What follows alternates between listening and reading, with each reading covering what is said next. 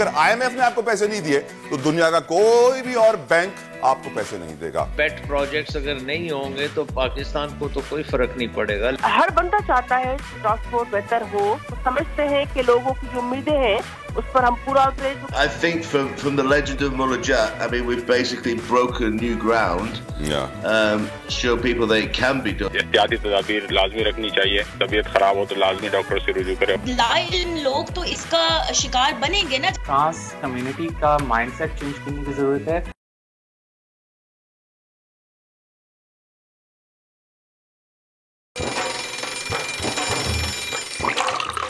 आजकल जिंदगी ही सुबह आउट ऑफ कंट्रोल है, दुनिया बोल है, तेरी दुनिया बोल है। बिस्मिल्लाहिर्रहमानिर्रहीम, अस्सलाम वालेकुम। शो में आपको वेलकम कहेंगे। यकीनन आज बहुत इंपॉर्टेंट शो आपके लिए हम लेकर आए हैं, क्योंकि आज हम जानते हैं कि एक तो आईएमएफ के साथ मुज़ाकरात हो रहे हैं, नए इकोनॉमिक डिसीजंस, मुल्क के मुस्तकबिल के नए फैसले होने हैं, किस डायरेक्शन में हम जाएंगे। अभी तक जो इत्तलात आ रही हैं वो यही आ रही हैं कि नई शराइत, नए टैक्सेस, नया बोझ, पेट्रोल महंगा, बिजली महंगी, गैस महंगा, सब कुछ महंगा होने जा रहा है। मुश्किलात बढ़ेंगी, घटेंगी नहीं कहीं से भी। लेकिन यकीनन आज हम उसको तफसीलन डिस्कस करेंगे। हफीज पाशा साहब हमारे साथ होंगे, जो कि बड़ी मुझे खुशी है, क्योंकि वो सीनियर इकोनॉमिस्ट, साबिक फाइनेंस मिनिस्टर, इकोनॉमिक सर्विस बनाने में उनका कलीदी किरदार, और उनसे अच्छा मेरी नज़र में कोई इकोनॉमिस्ट इस वक्त पाकिस्तान में नहीं बोलता, और वो जिस तरह रोशनी डालते हैं कोई नहीं डालता। लेकिन हमेशा की तरह अपने शो का आगाज मैं करना चाहूंगा कोट ऑफ द डे से, और कोट ऑफ द डे में मेरी ख्वाहिश होती है कि मैं अपने रब अल्लाह सुब्हानहू व तआला, उसके महबूब नबी करीम मोहम्मद मुस्तफ़ा सल्लल्लाहु तआला अलैहि वसल्लम और उनकी आल का जिक्र करूं। और मैं जानता हूं कि दीन का जो दिल है, दीन का जो जिस्ट है, मेरी नज़र में इस्लाम का दूसरा नाम अमन है, प्यार है, मोहब्बत है, और हमें इसी तरह अपनी ज़िंदगी उस पर गुजारनी चाहिए। सही बुखारी शरीफ की बड़ी खूबसूरत एक हदीस है। आका दो जहां रहमतुल लिल आलमीन वजाह तख्लीक कायनात मोहम्मद मुस्तफ़ा सल्लल्लाहु तआला अलैहि वसल्लम ने फरमाया, कोई बंदा मोमिन नहीं होता जब तक उसको मेरी मोहब्बत घर वालों, मालो दौलत और सब लोगों से ज्यादा ना हो। यकीनन हमें समझने की जरूरत है कि जब हम आका दो जहां रहमतुल लिल आलमीन की शान समझेंगे और उनसे इश्क करेंगे, उनसे प्यार करेंगे, तो ही हम अल्लाह सुब्हानहू व तआला की शान समझेंगे, तो ही हम अपने दीन को समझेंगे। और यह भी हमें याद रखना चाहिए, कुरान पाक में अल्लाह सुब्हानहू व तआला फरमाते हैं कि इन्नल्लाहु व मलाइकतहु युसल्लूना अलन नबी, हक नबी, या अय्युहल्लज़ीना आमनू वसल्लु अलैहि वसल्लिमू तस्लीमा, अल्लाहुम्मा सल्लि अला व अला आलि मोहम्मद। मैं और मेरे फरिश्ते दुरूद व सलाम पढ़ते हैं, बंदो तुम भी कसरत से दुरूद व सलाम पढ़ो। तो हम में और हमारे रब में जो वाहिद अमल मुश्तरक है वो दुरूद व सलाम है। इससे आप अंदाजा लगाइए कि शान मुस्तफ़ा रहमतुल लिल आलमीन सल्लल्लाहु अलैहि वसल्लम क्या है। जिसने इस शान को ना समझा वो शायद अपनी ज़िंदगी में दीन को भी नहीं समझ पाएगा, अपने रब को भी नहीं समझ पाएगा। तो बहुत ज़रूरी है कि हमें फ़ख्र करना चाहिए कि हम मोहम्मदी हैं, हम मुस्तफ़वी हैं, और हम हमेशा इस इश्क को, इस ग़ुलामी को अपने दिल से लगाए रखेंगे। ग़ुलामी का जो ये ताक़ है, हम उनकी आल की भी ग़ुलाम हैं, हम उनके भी ग़ुलाम हैं, और इंशाअल्लाह ताला इसी ग़ुलामी की वजह से क़यामत के रोज़ हमें उनकी शिफ़ात नसीब होगी और जन्नत का दरवाज़ा हमारे लिए भी खुलेगा। आमीन, हम सब के लिए खुले, आमीन, और अल्लाह ताला हमारे गुनाह माफ़ फरमाए। That was quote of the day. आगे बढ़ेंगे हम टॉप ट्रेंड से पहले बड़ी खबर पर नज़र डालते हैं। आईएमएफ आ गया, महंगाई का खौफनाक तूफान आएगा, पेट्रोल की कीमतों में 20 से 40 रुपए फी लीटर इजाफा किया जाएगा, बिजली पर सब्सिडी का निफाज 300 यूनिट के बजाय अब बस 100 यूनिट तक रह जाएगा। हुकूमत ने आलमी मालियाती इदारे के आगे सर तस्लीम खम कर दिया। सानिया पेशावर में जाने वाले चले गए, अपने पीछे अज़्म व हिम्मत की लाजवाल दास्तानें छोड़ गए। क्या मुल्क को एक और ज़र्बे अज़्म की जरूरत है? हरी, नारंगी और लाल के बाद गुलाबी, कराची में खवातीन के लिए खुसूसी बस सर्विस का आगाज। सिंध हुकूमत का बेहतरीन इकदाम, शहर कायद में ट्रांसपोर्ट का बड़ा मसला हल होने के करीब दिखाई दे रहा है। और मौला जट ने पाकिस्तानी फिल्म इंडस्ट्री में एक्शन के नए बेंचमार्क्स सेट कर दिए। देसी एक्शन को इंटरनेशनल बनाने वाली हॉलीवुड के एक्शन डायरेक्टर भी आज हमारे शो का हिस्सा बनेंगे। Right, those were the top stories. यकीनन हम जानते हैं बड़ा हैपनिंग डे था पिछला। हम उसमें IMF के साथ मुज़ाकरात भी देखे, हमने कौमी असेंबली का इजलास भी देखा, हमने कोर कमांडर्स कॉन्फ्रेंस भी देखी। सब ये चाहते हैं कि पहले तो मुल्क में एक दहशतगर्दी की लहर है। राना सनाउल्लाह साहब ने कहा कि हाउस को एतमाद में लिया जाए, आर्मी आके, पाक फौज आके यहाँ पर वजाहत बताए कि मुल्क इस वक्त की सिचुएशन में आगे का रोड मैप बताए। साथ साथ हमने ये भी देखा कि कोर कमांडर्स कॉन्फ्रेंस में भी इसी बात का आज़म किया गया कि दहशतगर्दों का, दहशतगर्दी का कला खमा किया जाएगा, उनका खात्मा किया जाएगा। हम दुआ गो हैं कि जल्द अज जल्द इनका खात्मा हो, वंस एंड फॉर ऑल हो जाए, किस्तों में ना हो। साथ साथ IMF के साथ मुज़ाकरात हो रहे हैं। IMF कह रहे हैं कि जी अब आप किस तरह हमारे पैसे लौटाएंगे। 9th रिव्यू है IMF का, ये बहुत जरूरी है क्योंकि अगर IMF ने आपको पैसे नहीं दिए तो दुनिया का कोई भी और बैंक, कोई भी मुल्क, कोई भी डोनर, कोई भी प्लेज आपको पैसे नहीं देगा, क्योंकि IMF का वो सर्टिफिकेट हर इदारे को दुनिया के चाहिए होता है जो कि डोनर होता है, जो आपको पैसे देता है। तो अल्लाह खैर करे, क्योंकि अगर मुज़ाकरात कामयाब हो गए तो पाकिस्तानियों के साथ क्या होगा ये आगे चल के प्रोग्राम में आपको बताएंगे। टॉप ट्रेंड्स की बात करते हैं तो ऑफकोर्स पेशावर, जिसमें 100 से ज़ायद अफराद शहीद हो चुके हैं, पेशावर ब्लास्ट टॉप ट्रेंड कर रहा है।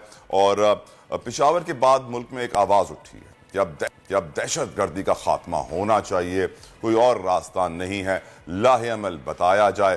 तकरीबन 50 से ज़ायद इस वक्त 50 से 70 के करीब अफराद हैं जिस वक्त अस्पताल में ज़ेर इलाज हैं। रेस्क्यू ऑपरेशन कंप्लीट हो गया है, लेकिन पेशावर धमाके के बाद हम जानते हैं गुज़िश्ता रात भी मियांवाली में एक थाने पर दहशतगर्दों का हमला हुआ है। बताया जा रहा है कि 20 से 25 से दहशतगर्द थे जिन्होंने थाने पर हमला किया। लेकिन खुशी की बात यह है, मुझे फ़ख्र इस बात पे है कि हमारे जवानों ने, DPO के मुताबिक हमारे जवानों ने इन 15 से 20 जदीद असलहे से लैस दहशतगर्दों का मुकाबला किया है और उनको वापस भागने पे मजबूर कर दिया है। किसी किस्म का जानी नुकसान नहीं हुआ है, लेकिन मैं उम्मीद करता हूं कि दहशतगर्दों को पकड़ भी लिया जाता जल्दी से तो मुझे और ज्यादा खुशी होती, क्योंकि इनको पकड़ना जरूरी है। जब तक इनको पकड़ेंगे नहीं, काम होगा नहीं।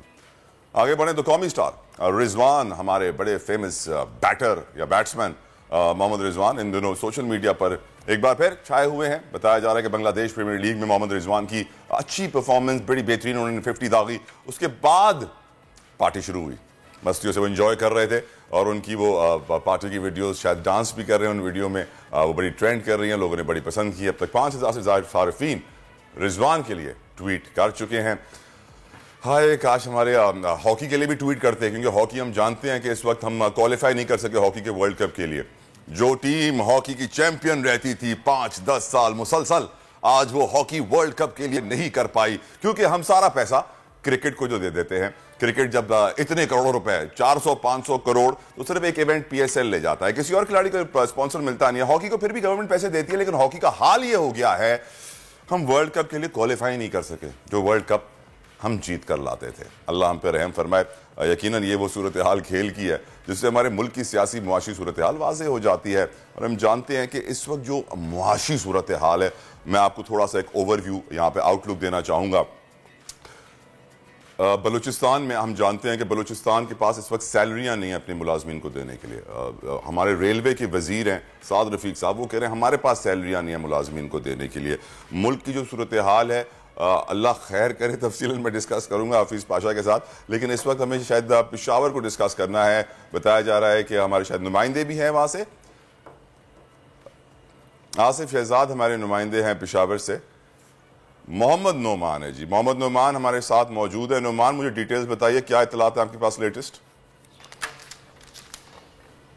जी बिल्कुल, अफसोसनाक वाक़या जो पेशावर पुलिस लाइन्स मस्जिद में धमाके की सूरत में पेश आया था, आज इसका तीसरा रोज़ है और हम मस्जिद के अहाते में मौजूद हैं, मलबे के ऊपर।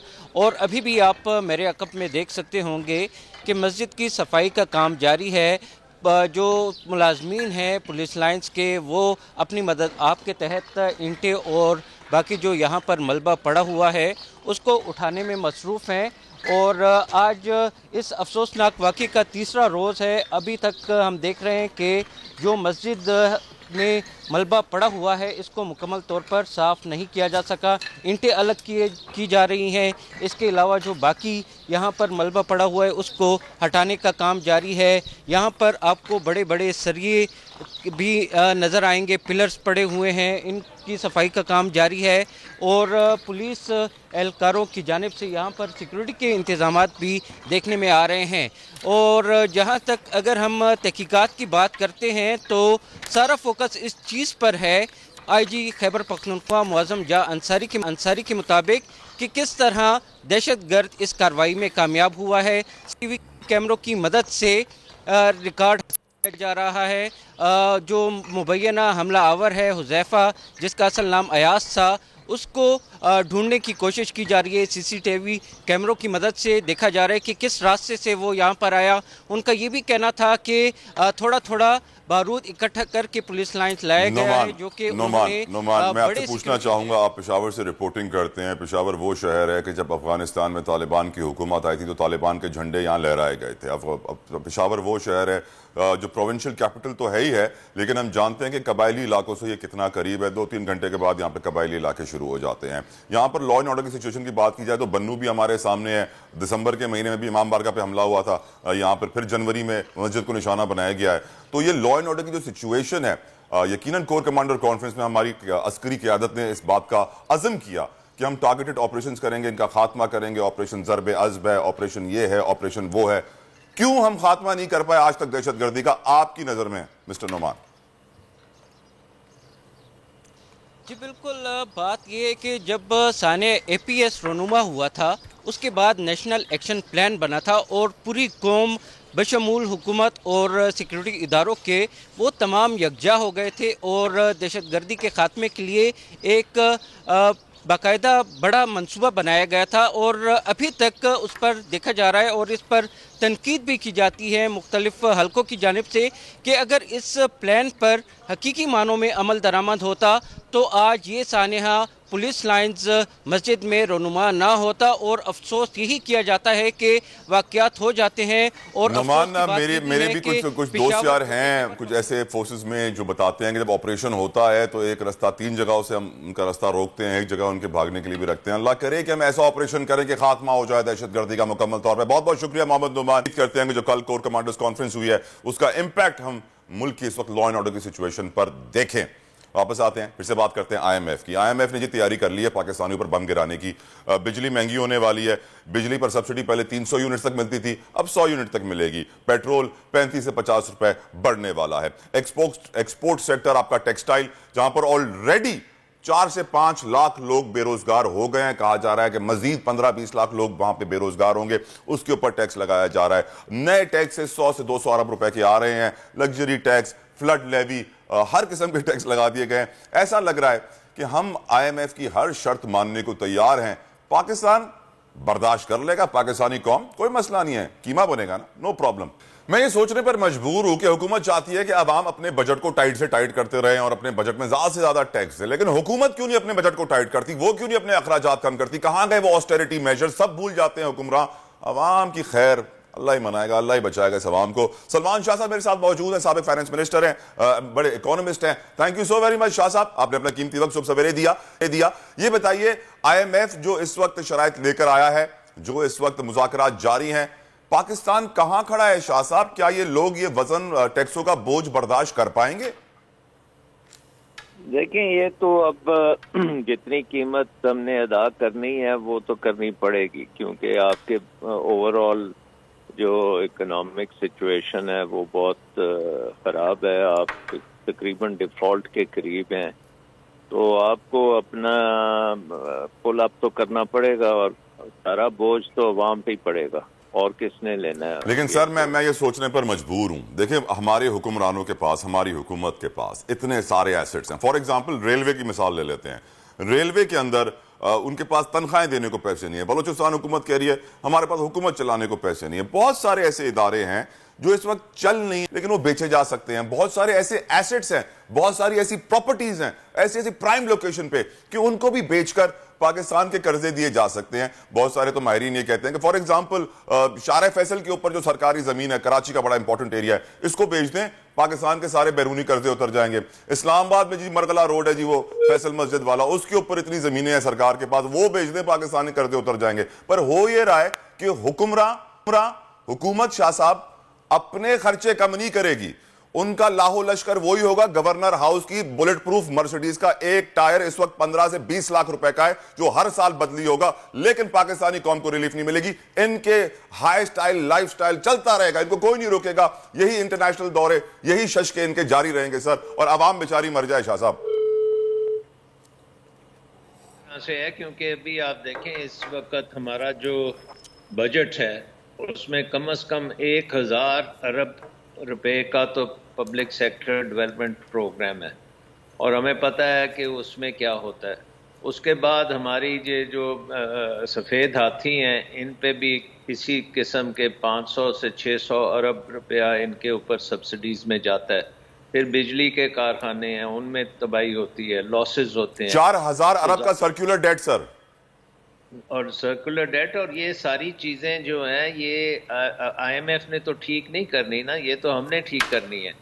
तो इमीडिएटली अगर हम इन चीज़ों को नहीं काटेंगे तो फिर टैक्सेस देने पड़ेंगे, क्योंकि ओवरऑल बैलेंस जो है उसको तो आपने मेंटेन करना है। IMF का यही है कि जी आप अगर अपने खर्चे काबू नहीं कर सकते, और फिर अगर आप ये सफ़ेद हाथी भी पालना चाहते हैं, हर किस्म का गलत काम भी करना चाहते हैं, तो फिर लगाएं टैक्सेस और लें पैसे, क्योंकि आप दुनिया से तो अब बोरो नहीं कर सकते। और दुनिया से बोरो नहीं करने का मतलब इस वक्त ये है कि आपके तमाम ये ट्रेड रुकी हुई है, आपकी जो सप्लाई चेन्स हैं वो टूटी हुई हैं, फैक्ट्रियाँ जो हैं वो बंद हो रही हैं, और ना आप एक्सपोर्ट भी नहीं कर सकते, क्योंकि आपको उसके लिए इंपोर्टेड चीज़ें चाहिए एक्सपोर्ट करने के लिए। और फिर कोई आपके साथ तजारत भी नहीं करेगा। वो समझते हैं कि अगर हमने इनको कोई एडवांस पेमेंट कर दी तो वो डूब जाएगी। तो हालात बहुत ख़राब हैं। तो सर हालात शाह साहब हालात अवाम के खराब हैं, हुक्मरानों के खर्चे, उनके शशके वहीं खड़े हुए हैं, उनकी मर्सिडीजें BMW वहीं खड़ी हुई हैं। वो क्यों नहीं अपना हाउस इन ऑर्डर करते सर? अवाम तभी खुश होगी कि हाँ उन्होंने भी किया है, हम भी करते हैं। अवाम देखते हैं कि जी वो तो याशी वाली जिंदगी गुजार रहे हैं, हम बेचारे 2 वक्त की रोटी के लिए पिसे हुए हैं। क्यों सर? ये फिस्कल डिसिप्लिन कब आएगा? देखें, ये तो आप देख लें कि पिछला बजट जो था मिफ्ता इस्माइल साहब ने वो दिया था, और उसमें भी आप देखें कि तो पाकिस्तान की हिस्ट्री का सबसे बड़ा बजट दे दिया। 3500 अरब बजट डेफिसिट था सर। बजट डेफिसिट भी था, और पूरी जो लागत थी वो 18,000 अरब रुपया जो प्रोविंसेस और फेडरल गवर्नमेंट ने मिलकर खर्च करना था। तो उसमें से 2-3 हज़ार अरब ज़रा ना खर्च करें। ब्यूरोक्रेसी जो है उसका पेट प्रोजेक्ट्स अगर नहीं होंगे तो पाकिस्तान को तो कोई फ़र्क नहीं पड़ेगा, लेकिन ये टैक्सों की भरमार जो है ये कम हो सकेगी। सो एक अवाम दोस्त गवर्नमेंट तो है नहीं है, इकोनॉमिक मिसमैनेजमेंट है। हर चीज़ जो है वो आम आदमी के बस की बात नहीं रही। जो बिजली का बिल तक नहीं वो दे सकते, खाना नहीं वो खा सकते, आटा लाइनों में लगा हुआ है। सो आई थिंक कि ये हालात जो हैं इसको सीरियसली गवर्नमेंट सीरियसली नहीं ले रही है। तो वाज़ेह होगा कि सियासतदान इस मुल्क के मसाइल का हल नहीं है, जमहूरियत इस मुल्क के मसाइल का हल नहीं है। फिर मुझे ये बताइए कि आप बादशाहत आए, मुनारकी हमारे मसाइल का हल है? क्योंकि पसे पर्दा तो बादशाहत है, सामने भी बादशाहत हो जाए सर। देखें, फ्यूचर तो है जमहूरियत का ही, ये तो अब आपने सारा कुछ ट्राई करके देख लिया हुआ है। और अगर अवाम के लिए आपने गवर्नमेंट बनानी है तो अवाम की मर्जी के मुताबिक ही वो गवर्नमेंट बनेगी, लेकिन उसमें आपको ये जो इकोनॉमिक मैनेजमेंट है इसको सियासत से थोड़ा सा अलग करना पड़ेगा। और इकोनॉमिक अगर आपने स्टेबलाइजेशन भी कर ली, आपने स्ट्रक्चरल रिफॉर्म्स कर ली, आपने इकोनॉमी को ठीक कर लिया, तो आपकी इकोनॉमी दुनिया की बड़ी इकोनॉमी बन सकती है। इसमें तो कोई शक नहीं है। हम 5वीं सबसे बड़ी आबादी है, यंग आबादी है। लोग हमारे जो हैं वो काम सर, ये यंग आबादी इस वक्त बड़े परेशान इसलिए है कि हम कल ऑटो सेक्टर आपसे डिस्कस कर रहे थे, वहां पे बताया गया कि 10 लाख लोग बेरोजगार होने वाले हैं। टेक्सटाइल सेक्टर के ऊपर मजीद टैक्सेस आ रहे हैं, उनके रॉ मटेरियल के ऊपर, वहां पर लाखों लोग बेरोजगार होने हुए। और महंगाई की सूरत हाल यह है कि प्याज 320 रुपए किलो है, चावल 500 रुपए किलो है, तेल 700 रुपए किलो है, हर चीज को पर लग गए हैं। पेट्रोल मजीद महंगा हो रहा है, बिजली मजीद महंगी हो रही है, कि पैसे है नहीं, लोगों को तनख्वाहें नहीं मिल रही हैं, हर जगह एहतजाज हो रहा है, सरकारी इदारे कह रहे हैं हमारे पास तनख्वाहें देने के पैसे नहीं है। ऐसे में ये मजीद महंगाई, क्या हम एनआरकी की तरफ जा रहे हैं सर? देखिए, आई थिंक अल्लाह करे कि हम उससे बच जाएं, लेकिन हमें जब तक हम स्ट्रक्चरल रिफॉर्म्स नहीं करेंगे, और वो ज़रा उसमें वक्त लगता है। आप देखें, आपकी इकॉनमी जो है वो एक्सपोर्ट कुछ नहीं करती, इंपोर्ट हर चीज़ करती है। एनर्जी इंपोर्ट कर रही है, बिजली इंपोर्ट कर रही है, रॉ मटेरियल्स इंपोर्ट कर रही है, गंदम इंपोर्ट करती है, दालें इंपोर्ट करती है। और अगर आप एक्सपोर्ट नहीं करेंगे तो इसके लिए डॉलर्स आप कहाँ से लाएंगे? आप कर्जों पे चल रहे थे, अब वो कर्जे बंद हो गए हैं। सो अब आपको वक्त आ गया कि आपको चेंज करना पड़ेगा। आपको ये अपनी इकोनॉमी को आउटवर्ड लुकिंग इकोनॉमी बनाना पड़ेगा, एक्सपोर्ट्स की तरफ जाना पड़ेगा, और ये इंपोर्ट डिपेंडेंस खत्म करनी पड़ेगी। तो क्या हम IMF से सर झूठे वादे कर रहे हैं कि हम पावर सेक्टर का डेट फिनिश कर देंगे, फिस्कल गैप 2 ट्रिलियन का खत्म कर देंगे? हम जो डायलॉग मार रहे होते हैं उनके सामने, वो सच्चे हैं झूठे हैं सर?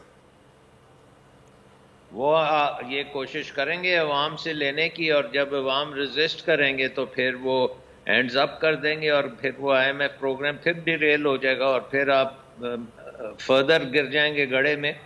देखें, इस वक्त तो हमारा सबसे बड़ा मसला ही एनर्जी है, सबसे बड़ा मसला ही बिजली है, क्योंकि ये डॉलर्स में हम पे कर रहे हैं। 26 बिलियन डॉलर हमारा ऑयल बिल है सर जी। ये 26 बिलियन डॉलर के साथ साथ अगर आप IPPs का बिल ले लें, जो हम ओवरसीज पावर प्रोड्यूसर्स को देते हैं, वो भी हम डॉलर्स में देते हैं। और फिर जो उसका एक्सचेंज रेट जब चेंज होता है तो उतनी ही कीमत हमारी बढ़ जाती है। इसी तरह पेट्रोल की बात है। सो हमने अगर ये पिछले 40 साल में तमाम गलत डिसीजंस लिए हैं। आई एम सॉरी टू से कि हमारे एक वक्त था कि हमारी बिजली तकरीबन मुफ्त होती थी, क्योंकि वो पानी से बनती थी, उसके लिए कोई तेल की ज़रूरत नहीं थी, कोई कोयले की ज़रूरत नहीं थी, कोई गैस की ज़रूरत नहीं थी, डैमों से बनती थी, वो आपको मिल जाती थी। फिर हमने कहा नहीं, हमने इंपोर्ट करनी है, ये सारा कुछ इंपोर्ट करना है। फिर हमारे पास थर कोल है, हमने कहा नहीं, हमने साउथ अफ्रीका से कोल मंगाना है, यहाँ से हम कोल भी नहीं इस्तेमाल करेंगे। तो ये सारी डिसीजंस आज आके आपको हॉन्ट कर रही हैं, और ये उसकी अब कीमत आप अदा कर रहे हैं।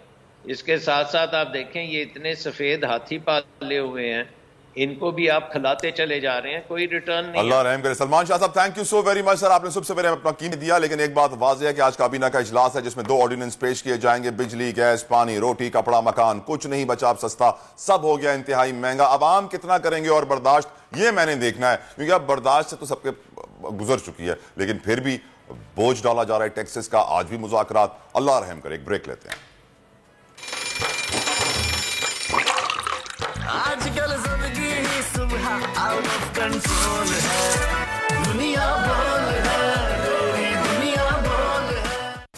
वेलकम बैक टू दुनिया बोल है। मुझे बड़ी खुशी हुई जब गुज़िश्ता रोज पाकिस्तान पीपल्स पार्टी के चेयरमैन आसिफ अली जरदारी साहब ने भी ये मुतालबा किया कि मुल्क में इस वक्त कम से कम तनख्वाह 38,000 रुपए होनी चाहिए, क्योंकि जिसकी तनख्वाह इससे कम है, तो आप 2 मिनट अपने दिल पे हाथ रख के सोचिए कि वो गुजारा किस तरह कर रहा होगा, वो अपना घर किस तरह चला रहा होगा, वो बच्चों को किस तरह तालीम दिलवा रहा होगा, आपकी सेहत की जरूरियात किस तरह पूरी कर रहा होगा। तो बहुत जरूरी है कि खुदारा खुदारा खुदारा अपने मुल्क का सोचिए, मुल्क के लोगों का सोचिए। IMF का सोचते रह गए तो बस सोचते रह जाएंगे, मुल्क कहां से कहां पहुंच जाएगा, दुनिया कहां चली गई। हम उन्हीं मसाइल में घिरे हुए हैं जहां हम पहले घिरे हुए थे। कराची की बात करें तो हम जानते हैं कराची में पिछले 15 साल से पाकिस्तान पीपल्स पार्टी की हुकूमत है, और किसी भी शहर की ट्रैफिक उस शहर के बारे में बहुत कुछ बताती है कि अगर आप लाहौर जाएंगे वहां की ट्रैफिक देखें, इस्लामाबाद की ट्रैफिक देखें, कोयटा की देखें, पेशावर की देखें, और फिर आ जाइए आप कराची। तो कराची आप जानते हैं कि ऑस्ट्रेलिया से ज्यादा आबादी कराची की है, और कराची की जो ट्रैफिक है वो बड़ी बेहंगाम है, जिसकी बड़ी वजह यह बताई जाती थी कि पब्लिक ट्रांसपोर्ट का ना होना, हर शख्स को अपनी गाड़ी खरीदनी पड़ती है, मोटरसाइकिल खरीदनी पड़ती है, सड़कें उतनी हैं, हर साल लाखों गाड़ियां उसमें आ जाती हैं, जिसकी वजह से ट्रैफिक जैम मामूल बन जाता है। फिर ओवरपास, अंडरपास, फ्लाईओवर, ब्रिजेस बनाने पड़ते हैं, जो कराची में थोड़े कम बनते हैं तो फिर 5-6 सालों में बनते हैं, एक प्रोजेक्ट कंप्लीट होता है। लेकिन इस वक्त सिंध हुकूमत ने जो बड़ा प्रोजेक्ट कंप्लीट किया है कि पहले ग्रीन लाइन बसेज आई, फिर ऑरेंज लाइन बसेज आई, इलेक्ट्रिक बसेज आई, और अब पिंक बसेज आ गई हैं जिनमें सिर्फ खवातीन सफर करेंगी। It's a very good thought, बहुत अच्छा काम है। मैं उम्मीद करता हूं कि ये कामयाब हो। पीपल्स पार्टी की सीनियर रहनुमा, किसी तारुफ की मोहताज नहीं है, शशि पलीजो साहिबा इस वक्त हमारे साथ मौजूद हैं। Thank you so very much miss Palijo, आपने सुबह सवेरे अपना कीमती वक्त भी दिया। मुझे ये बताइए, इस वक्त आपकी नजर में ये पीपल्स पार्टी की कितनी बड़ी कामयाबी है, ये थॉट कैसे आई, क्यों आई? Put some light on it ma'am. जी, अस्सलाम वालेकुम तला, बहुत शुक्रिया। मेरे ख्याल में ये बहुत बड़ा बड़ी अनाउंसमेंट और बहुत बड़ा ये अमली कदम है, क्योंकि ट्रांसपोर्ट के हवाले से कराची के हमारे जो भी भाई बहन हैं, हम और आप सब यहीं रहते हैं, तो जो वर्किंग वुमेन हैं खास करे, हर बंदा चाहता है कि ट्रांसपोर्ट बेहतर हो। तो साथ ही साथ खवातीन के हवाले से भी पीपल्स पार्टी के पास तो हमेशा खवातीन की अमलियत रही है, प्रायोरिटी रही है, वुमेन एम्पावरमेंट, वेलफेयर के हवाले से काम है। तो ट्रांसपोर्ट भी बहरहाल एक बुनियादी चीज है, और उसकी for the very first time ये ऐसी चीज कोई हुई है। मैं मुबारकबाद देती हूँ, और हमारे जो सिंध हुकूमत और खास करके ट्रांसपोर्ट का जो हमारा डिपार्टमेंट है, और शर्जील मेमन साहब जो है, इन दिनों कुछ उनकी तबीयत ठीक नहीं है, लेकिन जिस तरीके से उन्होंने काम किया है, अल्लाह उनको जल्दी सेहत याब करे, आमीन जी, आई हैं। तो मेरे ख्याल में ये कुछ फिल वक्त तो उनकी टाइमिंग्स और रूट कुछ उनकी अनाउंसमेंट हो चुकी है, लेकिन इनकी तादाद में आगे जाकर और भी ज्यादा उसमें बढ़ाई जाएगी। इंशाल्लाह ऐसा ही हो, अल्लाह करे आप कामयाब हों। लेकिन मेरी पलीजो साहिबा एक रिक्वेस्ट है, अगर आप इजाजत दें तो मैं आपसे करूं। प्लीज गो अहेड तला। मैम, अब कराची की जो ट्रैफिक की सिचुएशन है, हम अच्छी बसें तो ले आए हैं, लेकिन इनके ड्राइवर्स को वो अच्छी ट्रेनिंग नहीं मिली है। ये उसी तरह बसें चला रहे होते हैं जो 1900 ऊंधाए वाली बसेज होती हैं, जो बिल्कुल बेहंगम तरीके से चल रही होती हैं, पूरा वक्त हॉर्न बजा रही होती है, लेन चेंज कर रही होती है। ड्राइवर्स में और ट्रैफिक में कराची में डिसिप्लिन आना बहुत जरूरी है। मैं रिक्वेस्ट करूंगा कि एक बस की लेन हो, मोटरसाइकिल की लेन हो, फास्ट लेन, स्लो लेन का ख्याल हो। कराची ट्रैफिक पुलिस को भी बहुत ज्यादा फुर्तियां दिखानी होगी, उसमें आपका बहुत इंपॉर्टेंट रोल है मैम। तला, यू आर राइट, अग्रीड, बिल्कुल, इसमें तो कोई दूसरी राय है ही नहीं। कराची जाहिर बात है एक बहुत बड़ा शहर है, हमारा आपका सबका, और यहाँ जो है मुआशी और दूसरे हवाले से एक्टिविटी भी सबसे ज्यादा रहती है। उसके हवाले से जो ट्रेनिंग के हवाले से इन बसेस में खास तौर पर ख्याल किया गया है, और उससे आप देखिएगा आपको फर्क भी नजर आएगा।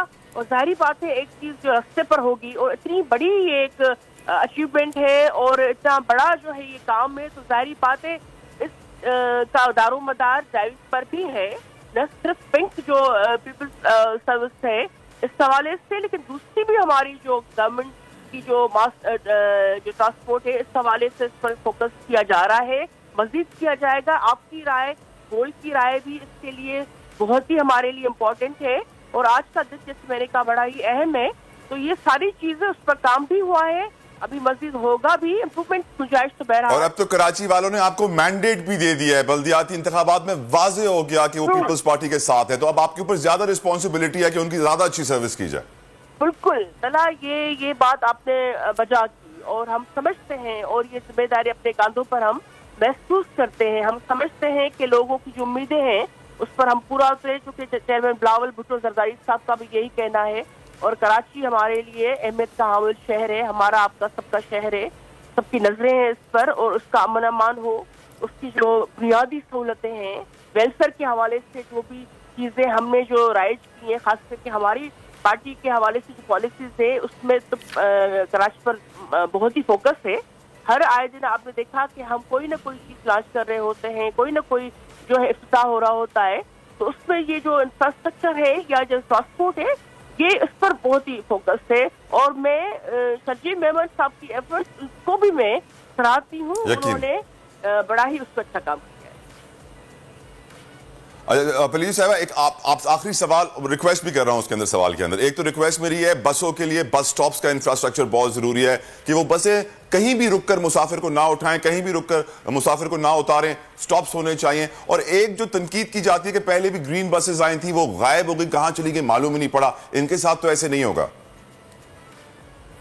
नहीं, जो ये पिंक पीपल्स बस सर्विस थे उसके जो रूट्स थे उसकी अनाउंसमेंट हो चुकी है और फिर वो जो ये हर 20 मिनट के बाद ये चलनी होती है सुबह और शाम के औकात में, तो जाहिर बात है ये अपने मामूल के मुताबिक जो भी चीज जो शेड्यूल में दी हुई है वो उसी को फॉलो चीज वो करेगी। और यही है कि हमने डिसिप्लिन के साथ चलना होगा। तो खवातीन हमारी खुद भी बड़ी ही डिसिप्लिन्ड है जो काम पर जाती हैं, जो हमारी बच्चियां स्कूल और कॉलेजेस में जाती हैं, उनका ये जरिया सफर का यही है। और इस महंगाई के दौर में नेचुरली हम चाहते हैं कि अगर कोई चीज सर्विस दें, कोई चीज दें तो उसके फवायद हो और उसका एक डिसिप्लिन हो, उसका एक टाइम टेबल हो, रूट उसके वाज़े हो और दिए गए हैं। All the best to you ma'am, हमारी दुआएं आपके साथ हैं। अल्लाह ताला आपको और कामयाब करे और पीपल्स पार्टी को और ताकत दे कि वो सिंध की और कराची की स्पेशली बेहतर से बेहतर सर्विस कर सके। दुनिया के कई मुल्कों से बड़ा शहर है, तिजारती दारुल खलाफा है, पाकिस्तान का ATM है, फाइनेंशियल हब है, लेकिन डेवलपमेंट के लिहाज से हम यहाँ पे वो डेवलपमेंट नहीं देखते हैं जो हम इस्लामाबाद में देखते हैं, जो हम लाहौर में देख रहे हैं, जो हम पेशावर में देख रहे हैं। तो अब वो डेवलपमेंट कराची आ रही है, मैंडेट भी कराची का पीपल्स पार्टी को बल्दियाती इंतखाबात में मिल गया है। और जो मुझे इस वक्त इनकी डायरेक्शन लग रही है, जिस स्पीड में आगे बढ़ रहे हैं, जिस गियर में जो पीपल्स पार्टी आ चुकी है, मैं दुआ करता हूं, तवक्को करता हूं कि कराची में मजीद बेहतरी आए, बेहतरी ट्रैफिक के लिहाज से जरूर आए, क्योंकि ट्रैफिक कंट्रोल नहीं की तो वही होगा, रोड रेज होगा। हर रोज आपको नजर आता है लोग सड़कों पर खड़े हुए लड़ रहे होते हैं। और लड़ने का जिक्र आया तो अब कुछ बात हो जाए लड़ाई के एक्सपर्ट की। आप सोच रहे होंगे मैं किसी रेसलर को, फाइटर को लाने वाला हूं, लेकिन नहीं, मैं एक फाइट डायरेक्टर का जिक्र करने वाला हूं। और पाकिस्तानी फिल्म मौला जट के जो हमारे फाइट डायरेक्टर हैं और स्टंट्स को भी देखते हैं, उनका नाम है इयन वेन टेम्परली, जो हमें ज्वाइन करेगा अब से कुछ देर के बाद। वेलकम टू दुनिया बोल है इयन वेन टेम्परली। How are you? Thank you so very much for giving us your time. Can you hear me properly? I can. Thank you very much. We're grateful to you for working for the Pakistani movie industry, film industry, because we've never seen such good action scenes. We've never seen such good talent as in the movie Maula Jat. How was your experience working in Pakistan? What did you see? How did you feel? Yeah, me and my team, we had a great time. We were made very, very welcome. Bilal, the director, we became very good friends, and yeah, we had a great time on making the movie. Are we expecting? Should we expect more action movies coming in Pakistan from you? Well, I hope so. If I get a phone call, I'll definitely consider it, of course. What kind of another question, which is very important. Where do you see the Pakistani film industry when we talk about action? Because we've never been up to the mark as per the world. If you see India, they're far ahead. If you see Hollywood, they're far ahead. We were way further behind. So what do you think should be done to bring better action movies in Pakistan? I think you should open an institute here to teach people how to do it. Well, yeah, I mean, there is always that. I don't know. I mean, I think from the legend of Mullah Jat, I mean, we've basically broken new ground. Yeah. Show people that it can be done in Pakistan.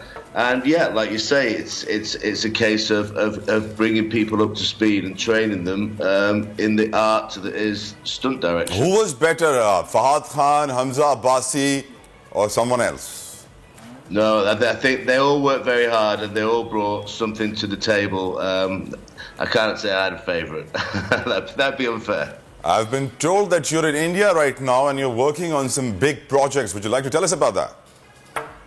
Yes, I am. I'm not sure how much I'm allowed to say, but we're just in prep at the moment. I've got a team over here. It's a big horse movie. So yeah, we're at the moment we're training. What's the difference between the Indian industry and the Pakistani industry, in your opinion? Huge. I mean, the actual filming experience when I was in Pakistan and here, I don't think there's that much difference. Alhamdulillah. I mean, obviously they've got a little bit more experience, but overall experience for me. And how do you see the action movies, the market for action movies? Because I personally love action movies. I don't like love stories. I'm sure you love them too. What made you become an action director? Tell us about yourself. How did you end up here? It was since I was a little boy at school. That's playing cowboys and Indians and soldiers and all that sort of stuff. And now I do it, and I haven't grown up, and I just get paid for it now. How expensive are you? Fairly.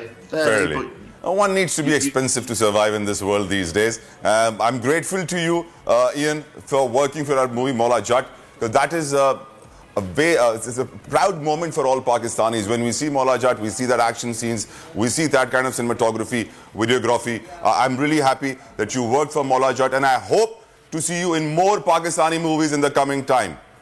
Right? Me also. Thank you very much. Any message you want to give to Pakistani people who are listening to you? Maybe you're missing biryani, korma or nihari? No. I've just had to say a big hello to all the team that worked on Maula Jatt and made it happen, especially to Bilal and Amara. They're great people. And just keep going forward and let's see what comes of it, if we can make some more fantastic movies. World famous renowned action director Ian Wynn-Temperley, thank you so very much for giving us your time. It's quite obvious that you are one of the reasons why the movie was such a success. मैं शुक्रिया अदा करूंगा इनका. ऐसे action directors अगर पाकिस्तान में movies में काम करते रहें तो यकीनन हमारी मूवियां अच्छी बनेंगी और अच्छा काम दुनिया भर में मशहूर होगा, पाकिस्तान का नाम रोशन होगा. जिस तरह मौला जट ने पाकिस्तान का नाम रोशन किया, मैं दुआ को हूं कि आने वाले वक्त में भी ऐसी फिल्में बने, क्योंकि कुंडी ना खड़का ने बड़ा परेशान कर रखा था. सस्ते बाजार के ऊपर एक एज लाइव दिखाना चाहते हैं कि सस्ते बाजारों का क्या हाल है. हमारे नुमाइंदे आपको बताएंगे किस रेट पे क्या चीज बिक रही है. चले देखते हैं. जी बिल्कुल, जिस तरह गुज़श्ता कुछ अरसे से महंगाई का जो जिन है वो हर चीज़ को निगल रहा है, तो फैसलाबाद में भी बड़े बुरे हालात हैं. मौसमी तौर पर लोग काफ़ी ज़्यादा कमज़ोर हो चुके हैं. इस वक्त मैं एक सस्ता बाज़ार में मौजूद हूँ. बुध बाज़ार इसका नाम है और तारकाबाद के इलाके में ये लगाया हुआ है. आप देख सकते हैं काफ़ी बड़ा बाज़ार है. दूर तक लोग खरीदो फरोख्त कर रहे हैं. एक हाथ पर सब्जियाँ और फ्रूट वगैरह लगाए गए, जबकि दूसरे हाथ पर जो घरेलू इस्तेमाल की चीज़ें हैं, प्लास्टिक के बर्तन, सर्फ या ख़वातीन की जो चीज़ें हैं वो यहाँ पे सेल की जा रही हैं. हमारे साथ एक कस्टमर मौजूद है. हम कुछ इनसे जानते हैं कि क्या वाकई सस्ता बाजार और जो आम बाजार है इसके जो निर्ख है इनमें कोई फ़र्क है. आप शॉपिंग करने के लिए आए हैं, क्या आपने महसूस किया कि इस बाजार में जो सस्ता बाजार है और आम बाजार के जो रेट्स हैं इनमें कोई फ़र्क है, या महंगाई ने इधर भी मुकम्मल तौर पर असर डाला है? हर साइड पे है लोड, तो हर साइड पे है. महंगाई का लोड तो हर तरफ है, जिस तरफ से चले जाए. लेकिन आम दुकानदार जो है ना, जो होलसेल पे बैठे हुए हैं, वो महंगे हैं. बाज़ारों में थोड़ा सा सस्ता है उनसे, यानी कि 5-10 रुपए का फ़र्क है बस. ज़्यादा फ़र्क नहीं है. ज़्यादा फ़र्क नहीं इसमें नज़र आ रहा है किसी को भी. तो अभी आपने शॉपिंग की है, फ़र्ज़ करें आपने ये जो चीज़ें ली हैं यहाँ से जितने की मिली हैं वहाँ से आपको 200-250 का फ़र्क पड़ जाना था. इंशाल्लाह ज़रूर फ़र्क पड़ता है. उनमें फ़र्क है थोड़ा सा. जी बिल्कुल, इनका कहना था कि महंगाई का जो तूफ़ान है वो तो हर जगह आया हुआ है, हर जगह चीज़ें महंगी हैं. लेकिन अगर हम आम बाज़ार की बात करें और उसको कंपेयर करें सस्ता बाज़ार से, तो कुछ फ़र्क पड़ता है. अगर किलो की चीज़ देखें तो 5 या 10 रुपये फ़ी किलो चीज़ सस्ती मिलती है. तो लोग इसलिए रुझान भी बहुत ज़्यादा है. यहाँ पर इर्द गिर्द जितने कॉलोनीज़ है, रिहायशी इलाके हैं, बड़ी तादाद में ख़वातीन आ रही हैं, मर्द आ रहे हैं, शॉपिंग करने के लिए आ रहे हैं, क्योंकि चीज़ें अच्छी भी मिलती हैं और रेट्स भी उनके कम हो जाते हैं. लोगों की तवज्जो ज़रा ज़्यादा है यहाँ पर. जी राइट, अल्लाह रहम करे. जो महंगाई है उस महंगाई ने तो आवाम का जीना मुश्किल कर दिया है और सर्वाइवल की बात आ गई है. सर्वाइवल ऑफ द फिटेस्ट है. यकीनन फजूल खर्चियों वाला तो खैर ज़माना अब नहीं रहा है, कोई कर ही नहीं सकता फजूल खर्ची. लेकिन अगर अब 500 रुपये किलो इस वक्त चावल है, 350 रुपये किलो के करीब प्याज पहुंच गया है, हर चीज़ की कीमत आसमान से बातें कर रही है. लोग कैसे सर्वाइव करेंगे, मैं ये सोचने पर मजबूर हूँ, क्योंकि आमदनी नहीं बढ़ रही है, अखराजात मुसलसल बढ़ रहे हैं. अगर आमदनी नहीं बढ़ेगी, अखराजात बढ़ते रहेंगे, तो एक वक्त आएगा कि ना घर का किराया दिया जा सकेगा, ना बिजली का बिल भरा जा सकेगा, और हर कोई उधार मांग रहा होगा. उधार देने वाली एक एप्लीकेशंस आ गई हैं जो लोग अगर 100 रुपये उधार देती है तो एक हफ्ते के बाद 150 रुपये मांगती है और उनके पूरा फ़ोन हैक कर लिया जाता है. अल्लाह रहम करे. ये भी एक बॉन्डेड इशू है जो आने वाले वक्त में हम डिस्कस करेंगे. अच्छा, आप आगे बढ़ते हैं. आपको बताएं कि आलमी वबा एक बार फिर पाकिस्तान आ पहुंची है. कल कराची में कोरोना वायरस के नए वेरिएंट का शिकार एक सामने शख्स आया है. इसके ऊपर रिपोर्ट है हमारे पास, नजर डालते हैं। अच्छा, रिपोर्ट नहीं है हमारे पास, राइट। अब नई वबा आ रही है, नए वायरस आ रहे हैं। मैं हमेशा जब से कोरोना आया है मैं ये कहता आया हूँ कि बायो वॉरफेयर का ज़माना है। कोविड-19 वाजे कर देती है कि एक ज़माना हुआ करता था कि लोग रॉकेट, गोलियों और दूसरी चीज़ों से लड़ते थे, लेकिन अब लोग वायरस से लड़ते रहेंगे। अगर किसी भी मुल्क को तबाह करना है, वहाँ एक वायरस छोड़ दी जाए और काम पूरा हो जाता है। डॉक्टर सईद खान साहब हमारे साथ मौजूद हैं। इस नए वेरिएंट के बारे में इनसे जानते हैं। डॉक्टर सईद, बताइए इस नई वेरिएंट के बारे में, हाउ डेंजरस इज दिस, हमें किन चीज़ों के बारे में मुहतात रहना ज़रूरी है? जी अस्सलाम वालेकुम, बहुत बहुत शुक्रिया। कोरोना के जो केसेस है पाकिस्तान में काफ़ी कम हो गए थे और अभी भी काफ़ी कम है, लेकिन चाइना में स्पेशली नंबर ऑफ केसेस काफ़ी बड़े हुए हैं और ये नए वेरिएंट वहाँ पे नमूदार हो रहे हैं और वहाँ से काफ़ी दुनिया में जगह जगह फैल रहे हैं। तो हमें ओवरऑल मोहतात रहना चाहिए कि जो भी SOPs है कोविड की, जो माहिरीन वक्तन फवक्तन बताते रहते हैं, जिसमें सबसे प्रायोरिटी पे वैक्सीनेशन अपनी लाजमी रखनी चाहिए। और अगर वैक्सीनेशन को हुए तकरीबन 6 महीने या साल हो गया तो दोबारा बूस्टर डोज का इस्तेमाल करना चाहिए। सर्दियां हैं, स्पेशली हर तरह के मजीद सांस की बीमारी आजकल है, फ्लू, नज़ला, जुकाम इस तरह है, तो इसमें ये वायरस गुडमुड हो सकता है, तो अपनी एहतियाती तदाबीर लाजमी रखनी चाहिए। और अगर तबीयत ख़राब हो तो लाजमी डॉक्टर से रुजू करे और अपने टेस्ट की लेबॉर्ट्री से कराना चाहिए। टेस्ट भी लेबॉर्ट्री से कराना चाहिए। लेकिन ये बताइए डॉक्टर सईद, आपकी नज़र में ये वायरसेस और कितना वक्त आते रहेंगे, जाते रहेंगे सर, या फिर ये हमेशा या क़यामत तक चलते ही रहेंगे? वायरसेस और इंसान का तो चोली दामन का साथ है, वायरसेस आते रहेंगे यकीनन, लेकिन हैसियत एक अच्छे शहरी के हमारे लिए ज़रूरी है कि हम अपने सफाई सुथराई का एहतमाम करें, और जिस तरह हमारे मजहब में भी है और अच्छे शहरी के लिए भी ज़रूरी है कि हम अपने आसपास के जो भी माहौल है उसको साफ सुथरा रखें, तो यकीनन हम इन वायरसेस समेत बहुत सारी बीमारियों को काबू पा सकते हैं। सर, साफ सुथरा रखना पाकिस्तानियों के लिए एक बहुत बड़ा चैलेंज है डॉक्टर सईद, और आप जानते हैं कि कचरा ठिकाने लगाना भी हमारे इदारों के लिए एक चैलेंज है। तो सफाई सुथराई हमारे मुल्क में है नहीं, जहालत उरूज पे है, महंगाई बेकाबू है, क्राइम बढ़ता जा रहा है, दहशतगर्दी का फरीद भी निकल आया है। ऐसे में आपको लगता है कि लोग इस बात का एहतियात करेंगे, कोरोना से डरेंगे? क्योंकि हमारे लोग, आप जानते हैं, मास्क पहनना पसंद नहीं करते। यकीनन हमारी सोसाइटी में बहुत सारे ऐसे आदात मौजूद है जो बहुत अच्छे नहीं है, लेकिन यकीनन अच्छे लोग भी मौजूद है। आप जैसे लोग जिस तरह मीडिया में हैं, बाकी जगहों पे हैं, कि वो इस चीज़ को प्रमोट करते हैं, तो हमें बेहतरी की तवक्को यकीनन रखनी चाहिए, और जो लोग फॉलो करते हैं उनको इनकरेज करना चाहिए, और जो लोग अभी नहीं करें तो उनको अपना मैसेज पहुंचाते रहना चाहिए। यकीनन ये तमाम जितने भी डेवलप कंट्रीज है वो भी आहिस्ता आहिस्ता इन हालातों से गुजर के यहाँ तक पहुंचे, तो यकीनन हमारे मुल्क में बेहतर दिन जरूर आएंगे। आपकी बात सही, काफी जगहों पे इसकी जरूरत है और हमें कोशिश जारी रखनी चाहिए। आमीन आमीन आमीन। अल्लाह ताला हमारे मुल्क का हामी और नासिर हो, क्योंकि अल्लाह में उम्मीद है, लोगों के बदलने में मुझे उम्मीद नहीं है। बहुत बहुत शुक्रिया डॉक्टर सईद, आपने कीमती वक्त हमें दिया। एहतियात करें, क्योंकि हम जानते हैं कि कीमाड़ी में एक ऐसी गैस है जो लोगों की जान ले रही है, और मालूम ही नहीं कि भाई मशकूक गैस कहाँ से आ रही है। वायरस के नए नए वेरिएंट्स आ रहे हैं जो लोगों की जानों को खतरा बन सकते हैं। तो इसीलिए हमारे मुल्क में आप घर से निकलें तो यकीनन कलमा पढ़ के निकलें और दुआ करें कि अल्लाह ताला आपको सही सलामत वापस लेकर आए। आगे बढ़ते हैं, कोई डॉक्टर्स की वीडियो है हमारे पास जो बड़ी सोशल मीडिया पर वायरल हो रही है। जरा दिखाइए अपने व्यूअर्स को क्यों वायरल हो रही है ये वीडियो। में कहा ऑपरेशन थिएटर की है, दिखाइए जी। रूम में सर्जन और डॉक्टर्स के दरमियान तकरार की वीडियो देखी जा रही है, जिसकी वजह से ये वायरल हो रही है, और वो समझ रहे हैं लोगों के लिए एक नई बात है कि जी ऑपरेशन के दौरान तकरार कैसे हो गई। राइट, इस डॉक्टर्स की वीडियो से हम जंप करेंगे साबिक वज़ीर आला पंजाब की जानिब, जिनके घर पे रेड पड़ी है सुबह सवेरे। परवेज़ इलाही साहब इस वक्त हमारे साथ मौजूद हैं। परवेज़ इलाही साहब, अस्सलाम वालेकुम। उम्मीद करता हूँ कि आप खैरियत से होंगे। सर, मुकाबला करने के लिए तैयारी कर ली है, क्योंकि इंतकामी कार्रवाई तो आपके खिलाफ भी होगी। हाँ जी, ये तो इंतकामी कार्रवाइयाँ, ये इनका वतीरा है, इन्होंने अपना मैंडेट से तजावुज़ कर रहे हैं चीज़ें, इसलिए हम अदालत में जा रहे हैं। और देखिए, खैबर पख्तूनख्वा जो हुकूमत है वहाँ बिल्कुल फेयर एंड फ्री इलेक्शन हो रहे हैं, वो किसी को विक्टिमाइज नहीं कर रहे। इनको ज़्यादा तकलीफ है, ये असल में शरीफों के एजेंडे पे है और इनसे बन नहीं पा रहा कुछ भी। और ये मरियम का यहाँ जो जलसा हुआ था, ये टोटली फ्लॉप हो गया था, फेल हो गई थी, और अब ये इस तरह के ओछे कामों पे उतर आए हैं। सर, आपका इस बात का शायद एहसास हो रहा है, रिग्रेट हो रहा है सर कि इस्तीफा क्यों दे दिया, असेंबलियां क्यों तहलील कर दी? अगर असेंबली में रहते तो घर पे रेडियो नहीं पड़ रही होती, फवाद चौधरी गिरफ्तार नहीं हो रहे होते। हमारी वो कमिटमेंट थी इमरान खान साहब के साथ, अब वो हम उनके साथ है, और हमने इनको एक नक्शा दिखा दिया कि शरीफों की हुकूमत और हमारी हुकूमत 6 माह में हमने ऐसे ऐसे काम किए जो पहले नहीं हो सके।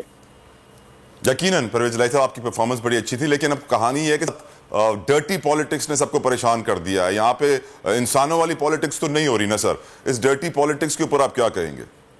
अब देखें, जो शहबाज शरीफ का हाल है कि वो जितनी बातें करते हैं, इतनी तवज्जो जो दहशतगर्दी की तरफ देता है ना, वहाँ जो मस्जिद में वाक़या हुए 100 बंदे शहीद हो गए और अभी खतरात मंडला रहे हैं सर के ऊपर। IMF का धमाका डिफॉल्ट का खतरा है और एक तरफ वो खतरा है जो दहशतगर्दी का। तो इनको सिर्फ एक पड़ी हुई है कि ये पैसे छापे और अपना काम करे और मुखालफों को तंग करे बस। और मईशत का हाल देखे सर, लोग रो रहे हैं, महंगाई देखें परवेज साहब। हाँ जी, महंगाई इतनी ज्यादा है कि आज तक पाकिस्तान की तारीख में महंगाई नहीं हुई, और जब ये आते हैं तो साथ महंगाई साथ लेके आते हैं। और उसके बाद डॉलर तो यहाँ नजर नहीं आता किसी को, इसहाक डॉलर को ले आते हैं दिखाने के लिए। तो ये सर डॉलर नाराज हो जाएगा आपसे, आपने डॉलर को इसहाक बोल दिया जी। डॉलर नाराज हो जाएगा, आपने डॉलर को इसहाक बोल दिया सर। अब इनको समझ आ रही है ना, जब ये डील कर रहे हैं IMF से, वो इनको अपना ये कहते थे ना, ये लोहे के चने नहीं है, ये फलान चने, अब पता चल जाएगा कौन से चने। लेकिन परवेज इलाही साहब, ये तो आप मानेंगे ना कि देखें, तमाम तर सियासत के ताने बाने रियासत से मिलते हैं। रियासत क्या नहीं चाहती कि सियासत सही हो, वो चाहती है कि सियासत इसी तरह डर्टी पॉलिटिक्स, गंदी सियासत हमारे मुल्क में जारी रहे और मुल्क का नुकसान होता रहे, मुल्क तबाह होता रहे। थोड़े दिनों के लिए आते हैं और गंद डाल के चले जाते हैं। और ये रास्ता जो है, ये जितने गैर जमहूरी काम होते हैं इनके दौर में होते हैं, और ये रास्ता खुद दिखा के जाते हैं, फिर उन्हीं में पकड़े जाते हैं और फिर रोना शुरू कर देते हैं, फिर इनको अदलिया याद आती है। सर अदालत में आपको उम्मीद है आपको रिलीफ मिलेगी सर? बिल्कुल, अदलिया इंशाल्लाह ताला relief. All the best to you sir, अल्लाह ताला हामी नासिर हो, क्योंकि हम जानते हैं कि सियासत हो, मईशत हो, हर जगह बहरान है, अवाम मुश्किलों से दो चार हैं और कोई पुरसाने हाल नहीं, कोई बचाने वाला नहीं। हर कोई दुआ कर रहा है अपने रब से कि यार अब पाकिस्तान को बचा ले, पाकिस्तानियों को बचा ले। ब्रेक लेते हैं। आजकल जिंदगी ही सुबह आउट ऑफ कंट्रोल है, दुनिया बोल है, दुनिया बोल है।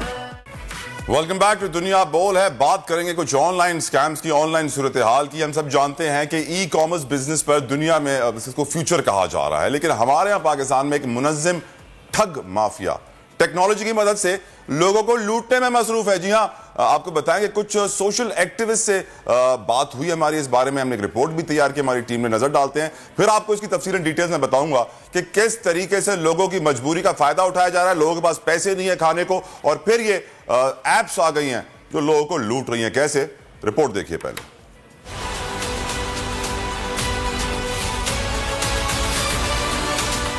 आजकल ऑनलाइन ट्रैप की काफी शिकायत हैं। छोटी छोटी मोबाइल ऐप्स के जरिए लोगों को कर्जे फराहम किए जा रहे हैं। यही नहीं बल्कि कर्ज स्कीम मुतारिफ करवाने के लिए भी फेसबुक, ट्विटर और दीगर सोशल मीडिया प्लेटफॉर्म्स पे तशहीरी मुहिम जारी है। ये अफराद इंतहाई महारत से आपका डाटा हासिल कर लेते हैं। कुछ केसेस में फ्रॉड इस हद तक हुआ कि मामूली कर्जा फराहम करके भारी सूद भी लिया गया और बाद में दोबारा मुकम्मल रकम का तकाजा शुरू हो गया। ये कर्ज आनन फानन मिल गए, लेकिन अब सूरत हाल ये है कि अदायगी के बावजूद कर्जा अपनी जगह बरकरार है और फोन्स पे शहरियों को जान से मार देने तक की धमकियां दी जा रही हैं और इनका डाटा नाजायज इस्तेमाल करने की धमकियां भी दी जा रही हैं। ये वारदात होती कैसे है? ये वारदात ऐसे होती है कि आपके सामने एक ऐड खुलेगी और कहा जाएगा कि लोन के लिए अप्लाई कीजिए और 2-3 मिनटों में लोन हासिल कर लीजिए। फिर आपको कहा जाएगा कि एक एप्लीकेशन है, उसे डाउनलोड कीजिए। वो एप्लीकेशन आप जब डाउनलोड करेंगे तो वो एप्लीकेशन आपसे आपके फोन का एक्सेस मांगेगी, यानी वो एप्लीकेशन आपकी गैलरी का एक्सेस, आपके कॉन्टैक्ट्स, आपकी तमाम तर फोन में जितनी भी इंफॉर्मेशन है वो फौरन से हासिल कर ली जाएगी और फिर आपको लोन दिया जाएगा। मैंने एक्सपेरिमेंट करने के लिए, चेक करने के लिए कि कितना इंटरेस्ट लिया जाता है, किस तरह होता है, सब कुछ किया। 5,000 रुपए का लोन मैंने अप्लाई किया, 4,000 रुपए आए, 1,000 रुपए सूद में कट गया। एक हफ्ते के बाद मुझसे वापस रकम का मुतालबा किया गया और जो मुझे फोन कॉल्स आ रही थी वो अननोन नंबर से आ रही थी, यूएई के नंबर से आ रही थी, मलेशिया के नंबर से आ रही थी, ऐसे नंबरों से आ रही थी जिससे मुझे कभी पहले कॉल नहीं आती थी। और फिर वो तकाजा करते हैं कि पैसे आप जमा कराएं, इजी पैसा के जरिए पैसे भेज दीजिए हमें। FIA ने भी एक ऑर्डर निकाल दिया है, नोटिस निकाल दिया है कि आप इन कंपनियों से मोहतात रहिए, ये खतरनाक हैं, लूट रही हैं, लोगों की मजबूरी का फायदा उठा रही हैं और ये स्टेट बैंक के रेगुलेशन में नहीं है। सोचने की जरूरत है कि स्टेट बैंक क्यों खामोश है। निगत दाद हमारे साथ मौजूद हैं, एक्टिविस्ट भी हैं, लॉयर भी हैं। Thank you so very much निगत for giving us your time. आप इस सिचुएशन को कैसे देखती हैं कि पाकिस्तान में 100 से ज्यादा इस वक्त कंपनियां हैं, काफी लोग कह रहे हैं बैरून मुल्क की कंपनियां हैं जो पैसे बांट रही हैं, और इनसे पूछते हैं आपका ऑफिस कहां है, नहीं बताएंगे आपका ऑफिस कहां है, कहां लोकेटेड है, नहीं बताएंगे कहां लोकेटेड है। और यकीनन इंतहाई मशकूक सूरत हाल है, और पाकिस्तान की इकोनॉमिक कंडीशन भी हम जानते हैं निगत। जी बिल्कुल, आपने सही कहा कि एक तो सबसे पहली बात यह कि रेगुलेटरी जो फ्रेमवर्क है उसकी कमी भी है और उसके बारे में इतनी जानकारी भी लोगों को नहीं है। अब जो माशी सूरत हाल है उसमें जो आपका गरीब तबका है, जो लोअर मिडिल क्लास हैं, उनके लिए ये जब एड्स उनके फ़ोन पे नमूदार होती हैं कि आपको एक हफ्ते में इतने आपको ये पैसे फौरी मिल जाएंगे और साथ में एक लोड करने के लिए मुख्तलिफ बात की जाती है, लेकिन ये नहीं पता उन लोगों को, जाहिर है टेक्नोलॉजी के हवाले से उतनी अवेयरनेस नहीं है। जब वो ऐप डाउनलोड करते हैं तो ऑटोमेटिकली उनका सारा डेटा और कॉन्टेक्ट लिस्ट जो है वो पूरी इंफॉर्मेशन वो ऐप जो बनाने वाले हैं उनके पास चली जाती है। अब चाहे और इंटरेस्ट रेट इसका इतना ऊपर है, कुछ केसेस में तो 200% तक इंटरेस्ट रेट है। इसी वजह से वो बेचारे जब ले लेते हैं लोन और इवन वापस भी कर देते हैं, फिर भी ये इन्होंने एजेंट्स हायर किए होते हैं जो कि फिर लोगों को कॉल करते हैं जैसे आपने कहा, और वो फिर इवन आप रकम वापस भी दे दें तो ये मुसलसल जो है वो कॉल्स करते रहते हैं। और फिर ना सिर्फ उनको कॉल करते हैं, उनके रिश्तेदारों को, क्योंकि उनके पास वो सारी उनकी प्राइवेसी वायलेट करके पूरा डेटा मोबाइल फ़ोन से उठा लेते हैं, तो फिर उनको कॉल करते हैं, उनकी डिग्निटी को वायलेट करते हैं और इस तरीके से जो ब्लैकमेलिंग आपने की है। तो इसकी दो वजूहात मुझे नज़र आती हैं कि जो कंपटीशन कमीशन ऑफ पाकिस्तान है उन्होंने दिसंबर में इस पे एक प्रोब शुरू की थी, उससे पहले भी FIA ने की है। आपने कहा 100 से ज़्यादा। इसी तरीके से ये जो छोटी ऐप्स हैं जो कि रेगुलेटरी फ्रेमवर्क के अंडर फॉल भी नहीं करती हैं, वो किस तरीके से ऑपरेट कर रही हैं, और इतनी शिकायत है। हमारी अपनी एक हेल्पलाइन है, वो है तो साइबर हरासमेंट की, लेकिन बेचारे वो लोग जो इन ऐप से इतना तंग हैं, उनकी कॉल से हमें यह अंदाज़ा हुआ कि इस तरह की ऐप्स हैं, मेरी टीम ने मुझे बताया, बर वक्त, इजी लोड, फौरी पैसा, समथिंग लाइक दैट। तो वो और वो इस वजह से तंग थे कि हमने इंटरेस्ट भी दे दिया, हमने पैसे भी दे दिए, ये अभी भी हमें ब्लैकमेल कर रहे हैं। मेरे रिश्तेदारों को, मेरे दोस्तों को कॉल करते हैं और मैं बहुत ज़्यादा परेशान हूँ।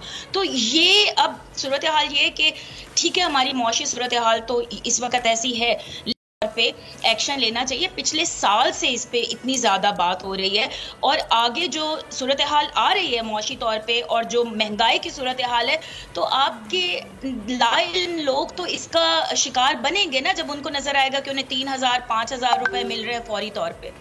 और निगत, साइबर क्राइम का बढ़ना, ऑनलाइन स्कैम्स का बढ़ना, फोन कॉल्स पे बैंक की डिटेल्स मांगना, फिर कार्ड से पैसे निकाल लेना, कॉल आती है कि जी मैं थाने से बात कर रहा हूं, आपका रिश्तेदार अंदर है, जल्दी से पैसे भेजिए नहीं तो उन पे FIR काट देंगे। तो हमारे मुल्क में इस वक्त स्कैम्स की तादाद जो इस तरह बढ़ रही है, हमारे लोग अवेयर नहीं है, हमारे लोग मासूम हैं, वो बहुत आसानी से बेवकूफ बन जाते हैं। How do we increase this awareness? किस तरह हम अपने पाकिस्तानियों को इक्विप करें कि वो मुकाबला कर सके सूरत हाल का? देखिए, सबसे पहला तो ये कि जो आप ये प्रोग्राम कर रहे हैं ये एक कड़ी है इस अवेयरनेस के हवाले से। हम इस पे बात कर रहे हैं लोगों को ये बताना कि इन ऐप्स को डाउनलोड ना करें, ख़ास तौर पे जो ऐप्स जिनकी जो आपका पूरा डेटा कलेक्ट कर रही हैं, चोरी कर रही हैं, बिल्कुल चोरी कर रही हैं, कलेक्ट करिए, उनकी प्राइवेसी पॉलिसी देखिए, उसमें ये कहीं ना कहीं ज़रूर मेंशन होगा कि आप एग्री कर रहे हैं इस ऐप को डाउनलोड करने में, लेकिन साथ साथ हम आपकी ये चीज़ें आपके मोबाइल फ़ोन से कलेक्ट करेंगे। वो अपने आप को लीगली सेफ उन्होंने किया हुआ, लेकिन ऑफ कोर्स पाकिस्तान में कोई डेटा प्रोटेक्शन का कोई कानून नहीं है, कोई प्राइवेसी प्रोटेक्शन की कोई बात नहीं करता। एक तो ये चीज़, दूसरी चीज़ ये जो बैंक के हवाले से ये भी इतना ज़्यादा तलहा, ये इतना ज़्यादा हो गया स्कैम। इवन मतलब मैं खुद ये काम करती हूँ, जी मुझे मैसेज आते हैं, और मुझे कॉल आई मेरे बैंक के हेल्पलाइन नंबर से, वो बिल्कुल एक्यूरेट कॉल, और मुझे अंदाज़ा ही नहीं हुआ कि ये स्कैम हो सकता है। बाद में जब मैंने उनका जवाब नहीं दिया, लेकिन जब मैंने पढ़ा तो उन्होंने कहा कि हेल्पलाइन किसी भी बैंक की कभी आपको कॉल बैक नहीं करती। अगर आपको कोई कॉल आती है हेल्पलाइन के नंबर से, भी अब बहुत सोफिस्टिकेटेड ये स्कैम्स हो गए हैं कि आप एकदम से परेशान हो जाएंगे कि ये तो मेरे बैंक की हेल्पलाइन है, और आप जब उस पर करेंगे तो फिर वो कहेंगे देखें जी नैब और एंटी मनी लॉन्ड्रिंग और FIA के हवाले से आपका अकाउंट बंद कर दिया गया है, और अब आप प्लीज़ हमें सारी डिटेल्स दें, हम आपका अकाउंट खोलेंगे। तो लोग परेशान हो जाते हैं ये बात सुन के, फ़ौरन ही डिटेल्स देना शुरू कर।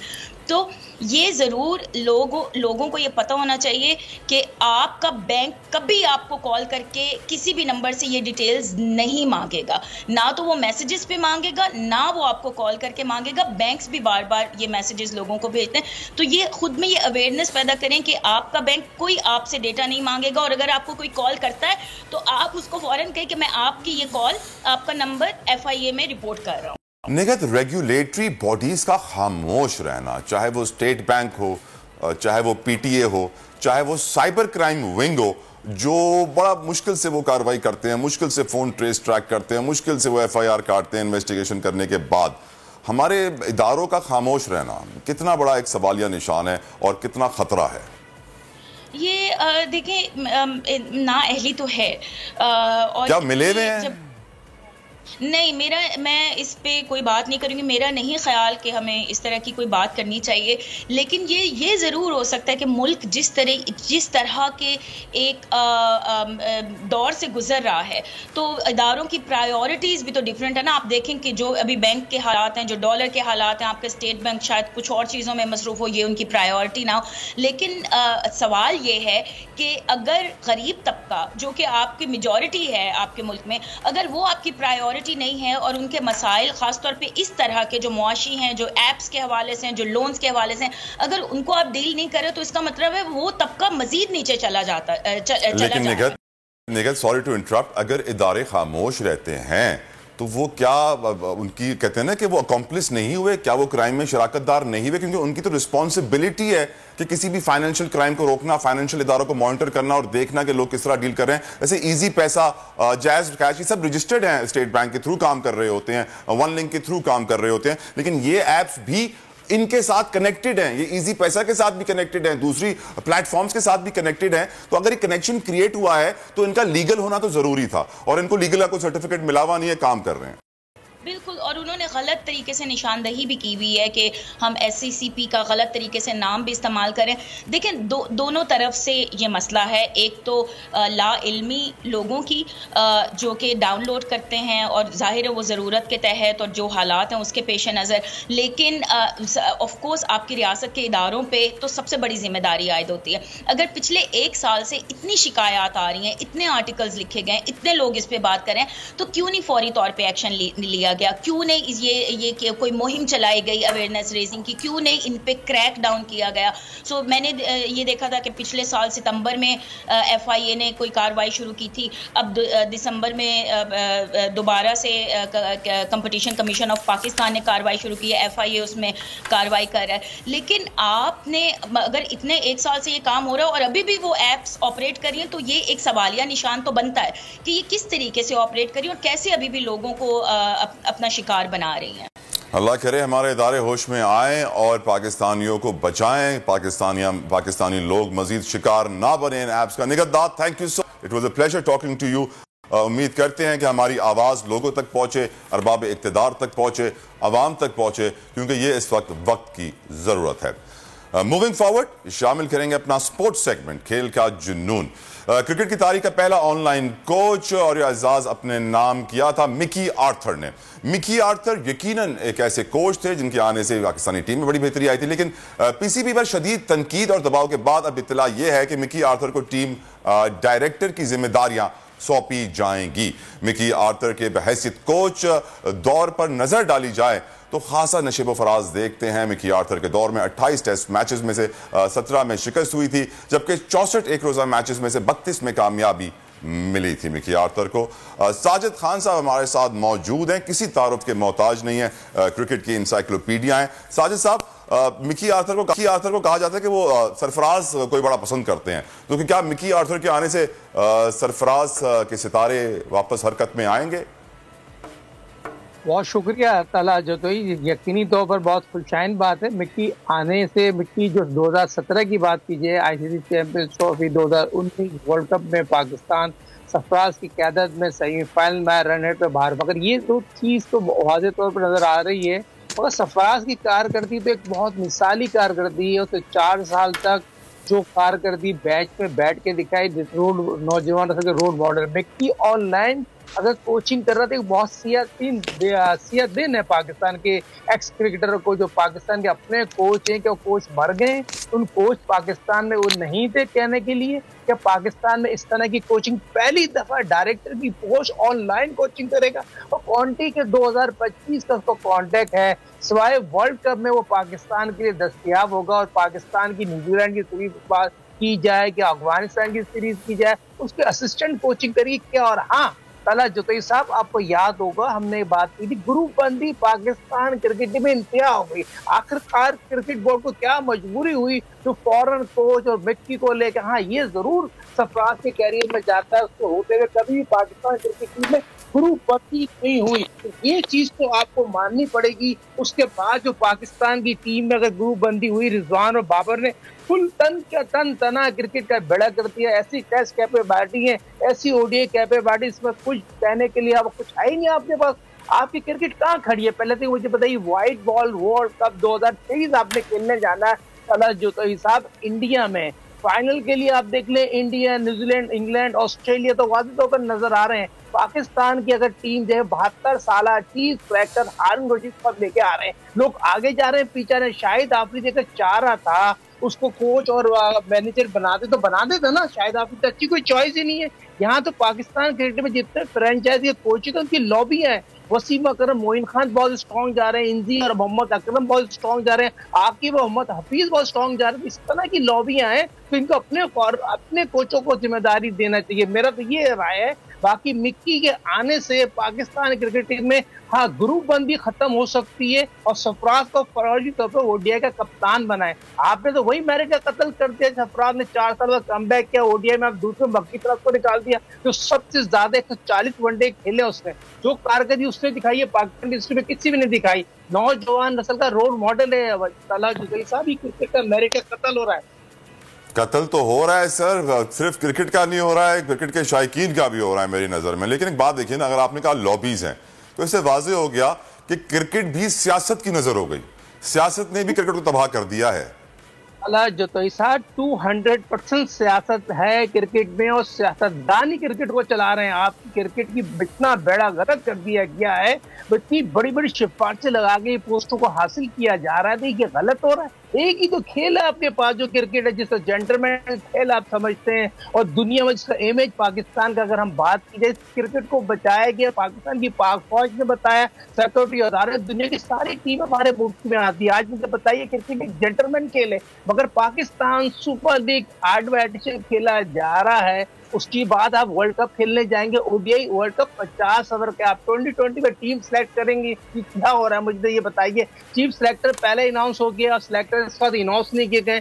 मुझे बताइए हारून रशीद साहब क्या टीम सेलेक्ट करेंगे? जो ये कहता है 40 साल का लड़का सरफराज अहमद कैसे कमबैक करा? सरफराज ने तो कमबैक करके दिखाया आपको, तो आप किस तरह मुंह से अब उसको सिलेक्ट करेंगे ओडीआई में? फिर आप शोएब मलिक की बात कर रहे हैं, शोएब मलिक बेहतरीन चॉइस है आपके पास। आप मुझे बताइए, सरफराज और शोएब मलिक के तो नेमल बदल ही नहीं है। फिर मोहम्मद आमिर एक बहुत अच्छा, वहाब रियाज जो पंजाब के वजीर खेल बन गए, उसको रोक सकते हैं? रोक ले, वो भी सियासतदान है वो, मगर बहुत आउटस्टैंडिंग क्रिकेट कारकर्दगी दिखाता है बांग्लादेश में। तो मेरा कहने का मकसद ये है, जो पाकिस्तान के क्रिकेट करता धरता लोग हैं, उसमें सियासत ना करें, क्रिकेट के साथ सियासत ना करें, और सियासत करें बगैर। क्रिकेट हमारी चल रही थी पहले भी और आगे भी चल सकती है, मगर ये बड़ी अफसोस से कहना पड़ेगा, ऑनलाइन अगर कोई कोच कर रहा है उसको कांटेक्ट, अगर वो 2 जगह कैसे कोचिंग करेगा? पहले तो मुझे बताइए तला जतोई साहब, आप बोल्ड लीजिए, इतना बड़ा प्रोग्राम कर रहे हैं, टॉप प्रोग्राम कर रहे हैं, आप दूसरी जगह कैसे कर सकते हैं प्रोग्राम? पहले तो मुझे ये बताइए। तो फिर आपके चेयरमैन साहब ने तो अपने दोनों हाथ टेक दिए उनके आगे, मगर आप आज हमारे टीम को ज्वाइन कर। सर देखिए, हमारी तनख्वाहें सर, हमारी तनख्वाहें इन लोगों से बहुत कम होती है ना, तो हम कर सकते हैं। अब अगर हम कॉन्ट्रैक्चुअल मुलाजिमीन हो तो हम दूसरे चैनल में कर सकते हैं। लेकिन साजिद भाई एक बड़ा इंपॉर्टेंट सवाल है साजिद खान साहब आपसे, वो ये है कि गुज़िश्ता रोज एक खबर मेरी नजर से गुजरी कि मेरा दिल रो पड़ा। खबर ये थी कि हॉकी वर्ल्ड कप के लिए हमारी टीम ने क्वालिफाई नहीं किया। मैं हमेशा क्रिकेट को दुआएं देता हूं। ये सारा जो क्रिकेट का जो चार्म है, क्रिकेट में जो कॉर्पोरेट फंड है, जो स्पॉन्सर है, उसकी वजह से ना आज स्क्वॉश चैंपियन है, ना हॉकी चैंपियन है, ना स्नूकर चैंपियन है। क्रिकेट सारा पैसा ले जाता है और इस खबर ने तो सर मेरा दिल रो, क्योंकि हमारा कौमी खेल था हॉकी। हम 5-5, 6-6 साल कंटिन्यूस चैंपियंस रहे थे। आज हम क्वालिफाई नहीं कर सके वर्ल्ड कप के लिए। सर आप क्या कहेंगे इस पर? बहुत अफसोस से कहना पड़ा, कौमी खेल हॉकी 4 क्वार्टर खेलने, ब्लू ऑस्ट्रेलिया पर खेलने की आपके पास फिटनेस नहीं है। फिर आपके कोच को ये नहीं पता है 11 खिलाड़ी खेलने या 12 खिलाड़ी खेलने। पहले तो ये बताइए, बहुत बड़ा हॉकी प्लेयर, खुद एक कप्तान गुजर चुका है और पाकिस्तान हॉकी को तबाह किया। पाकिस्तान के एक्स ओलंपियन ने तबाह किया। अगर अब बाजवा की बात करूं, शहबाज की बात करूं, कमर की बात करूं, तमाम वो लोग थे जिन्होंने पाकिस्तान के लिए सर्व किया। कौमी खेल हॉकी, अगर ब्रिगेडियर खोकर की बात करें, अगर आप मुझे बताइए सेक्रेटरी एक नीचे लेवल का लड़का आ जाए, उतने लेवल का ही नहीं, अगर मैं बात की जाए उस सेक्रेटरी कराची का लड़का जिसने हॉकी नहीं खेली, हॉकी को कैसे चलाएगा? आपस की सियासत है। एक मैं हनीफ खान को क्रेडिट देता हूं जो पाकिस्तान में तन तनाव हॉकी को चला रहा है। इस्लाउद्दीन सिद्दीकी क्या कर रहे हैं, समीउल्लाह क्या कर रहे हैं, शनाज शेख क्या कर रहे हैं। आप मुझे बताइए, सोहेल अब्बास जैसा ग्रेटेस्ट प्लेयर, पाकिस्तान का सबसे ज्यादा गोल मारने वाला प्लेयर पाकिस्तान की किसी स्क्रीन पे नजर नहीं आ रहा। सिफारशी लोग हॉकी में भी हैं। जब तक ये खत्म, ग्रेट जहांगीर खान जो 575 मैच जीता है, स्ट्रीक क्रिएट हो, तो उसके बाद कोई स्क्वॉश प्लेयर नहीं आया। मुझे बताइए, तो हमारे स्पोर्ट्स तो तबाह हो गए। सबसे पहले डिपार्टमेंट बंद हो गए, डिपार्टमेंट बंद होते तमाम खेल आपके बेरोजगार हो गए, सारे खिलाड़ी बेरोजगार गए। मैं प्राइम मिनिस्टर साहब से रिक्वेस्ट करूंगा, अभी तक डिपार्टमेंट को लेटर नहीं मिले और डिपार्टमेंट अपने रोजगार कैसे शुरू करेंगे? खैर, जिक्र करते हैं एक ख्वाजा सरा का। मुलाकात करवाएंगे आपके पाकिस्तान के ऐसे ख्वाजा सरा से जिन्होंने न सिर्फ आला तालीम हासिल की बल्कि फाइनेंस के शोबे में बेहतरीन खिदमात भी अंजाम दी हैं और मुझे बताया जा रहा है कि लंदन से उन्होंने एजुकेशन हासिल की है। सना, वेलकम टू दुनिया बोल है। शुक्रिया आपने अपनी कीमती वक्त से हमारे लिए वक्त निकाला। ये बताइए, एक तो आप माशाल्लाह से इतनी कामयाब हैं, you are educated, you seen the world, आपने माशाल्लाह से बहुत कुछ अचीव किया अपनी जिंदगी में। ख्वाजा सरा, आपकी नजर में ट्रांसजेंडर कम्युनिटी इस वक्त पाकिस्तान में कहां खड़ी है? उन्हें क्या प्रॉब्लम्स दरपेश है? उन्हें किस तरह निकाला जाए और आप उनके लिए क्या कर रही हैं? गवर्नमेंट ने काफ़ी सपोर्ट की है, लाइक डिफरेंट ट्रांस स्कूल बना के, ट्रांस एक्ट 2018 पास करके और डिफरेंट जॉब्स वगैरह में, गवर्नमेंट जॉब्स में कोटा रख के। लेकिन अब मसला ये है कि बेसिकली हमें ट्रांस कम्युनिटी का माइंडसेट चेंज करने की ज़रूरत है, उनको एजुकेशन की तरफ राग़िब करने की ज़रूरत है, उनको एंटरप्रेन्योरशिप की तरफ, उनको फाइनेंशियल एम्पावरमेंट की तरफ लाने की ज़रूरत है। और खाली हमें ट्रांस कम्युनिटी की जो है सेंसिटाइजेशन की ज़रूरत नहीं है। हमारी जो सोसाइटी है, हमारी जो फैमिली है, हमारे जो कोलीग्स हैं, हमारे जो फेलोज़ हैं, उनकी भी हमें बेसिकली एक्सेप्टेंस की ज़रूरत है, क्योंकि उनके एक्सेप्टेंस के बगैर हमारा जॉब करना, हमारा पढ़ना मुमकिन नहीं है। तो आजकल जो है like TRCP trans rights consultant Pakistan के साथ मैं एज अ फाइनेंस मैनेजर काम कर रही हूँ और हमारा बेसिकली इस्लामाबाद में एक शेल्टर होम है ट्रांसजेंडर्स के लिए, जहाँ बेघर ख्वाजा सरा अफराद को पनाह दी जाती है, उन्हें खाने पीने का इंतज़ाम किया जाता है। एंड अपार्ट फ्रॉम दैट हमने एक कुरान स्कूल बनाया हुआ है इस्लामाबाद में स्पेसिफिकली ख्वाजा सराओं के लिए। और इसके अलावा हम ख्वाजा सराओं की हेल्थ पे काम कर रहे हैं, उनकी एजुकेशन पे काम कर रहे हैं, उनकी राइट्स पे काम कर रहे हैं, उनकी पॉलिसी मेकिंग में जो है हम काफ़ी इन्वॉल्व हैं। ये बताइए कि आपके NIC के ऊपर मेल है, फीमेल है या एक्स है? क्योंकि हमारे प्रोग्राम में गुज़िश्ता रोज़ वो शहजादी राय आई थी तो उनको दुबई जाते हुए जहाज से उतार दिया गया था कि आपके NIC पे एक्स लिखा हुआ है तो यू कैन नॉट ट्रैवल टू दुबई। What do you use in your NIC? मेरा अभी NIC जो है बेसिकली वही है जो जेंडर मेरे पेरेंट्स ने मुझे असाइन किया था at the time of birth. So बस इसी चीज़ का डर रहता है कि जो डिस्क्रिमिनेशन का सामना करना पड़ता है, इसीलिए आपने एक्स नहीं करवाया? बिल्कुल। और इसके अलावा एक्स कार्ड पे गल्फ कंट्रीज़ में मोबिलिटी जो है हमारी नहीं है, एक्स कार्ड पे आप हज उम्रा पे नहीं जा सकते, तो इस डर की वजह से जो है मैं नहीं बनवा रही हूँ एक्स कार्ड। सना, एक लेमैन क्वेश्चन आपसे करना चाहूँगा। पाकिस्तान में ख्वाजा सराओं का जो इमेज है वो बहुत बुरा है, बहुत बदसूरत है। जब भी ख्वाजा सराओं का जिक्र आएगा तो लोगों के जहन में तसव्वुर आएगा कि कोई ताली बजा रहा है, गाड़ी के पास आ रहा है, तंग कर रहा है, पैसे मांग रहा है, फोश हरकतें हो रही हैं। My question to you is, इस इमेज को आप कैसे इम्प्रूव करेंगी? ये तो सदियों में बना है, सदियों में ठीक होगा। बिल्कुल।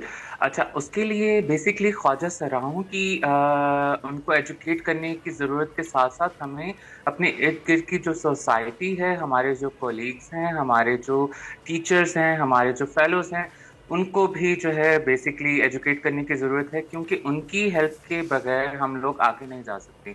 जब हम तालीम हासिल नहीं कर सकेंगे, जब हम जॉब नहीं कर सकेंगे, जब हम कोई बिजनेस नहीं कर सकेंगे, तो बेसिकली पीछे चारा यही रह जाता है, क्योंकि पेट तो पालना है हर किसी ने। तो जिसको जो वे मिलता है वो फिर उसी के थ्रू ही अर्न करना शुरू कर देता है। मेरे केस में I had very strong nerves और मैं काफ़ी स्ट्रॉन्ग रही। मेरी मदर की मेरे साथ बहुत सपोर्ट रही। तो बस अल्लाह की मदद से अपनी एजुकेशन कंप्लीट की और जॉब्स की। I work with different sectors like textile sector में, बैंकिंग सेक्टर में, एफएमसीजी सेक्टर में, ऑर्गेनाइजेशन, डिफरेंट एनजीओज, आईएनजीओज के साथ मैंने काम किया। तो उसके लिए बेसिकली मुझे जो मुश्किलात का सामना करना पड़ा, ज़रूरी नहीं है कि हर ख्वाजा सरा के अंदर उतनी हिम्मत हो, उतनी ताकत हो कि वो डट के खड़ी हो। लेकिन आप जब देखते हैं खलीजी ममालिक में ख्वाजा सराओं के साथ जो रवैया अख्तियार किया हुआ होता है, तो आपको तो शुक्र अदा करना चाहिए कि पाकिस्तान में उससे अच्छे हालात हैं। या बिल्कुल उससे अच्छे हालात हैं, लेकिन एटलीस्ट हमारी गवर्नमेंट ने जो हमें एक हकूक से नवाजा है, हमें जो ट्रांस राइट्स एक्ट हमारे लिए जो बनाया है, उसकी बेसिकली एग्जीक्यूशन और इम्प्लीमेंटेशन के लिए लोगों को समझाना भी बहुत ज़रूरी है, लोगों का माइंडसेट चेंज करना भी बहुत ज़रूरी है। क्योंकि नॉर्मली जब कोई ख्वाजा सरा किसी जगह पे काम करता है तो लोग ये समझते हैं कि शायद उसका करैक्टर ख़राब है। मतलब ख्वाजा सरा होने का मतलब ये नहीं है कि कोई सेक्स ऑब्जेक्ट है।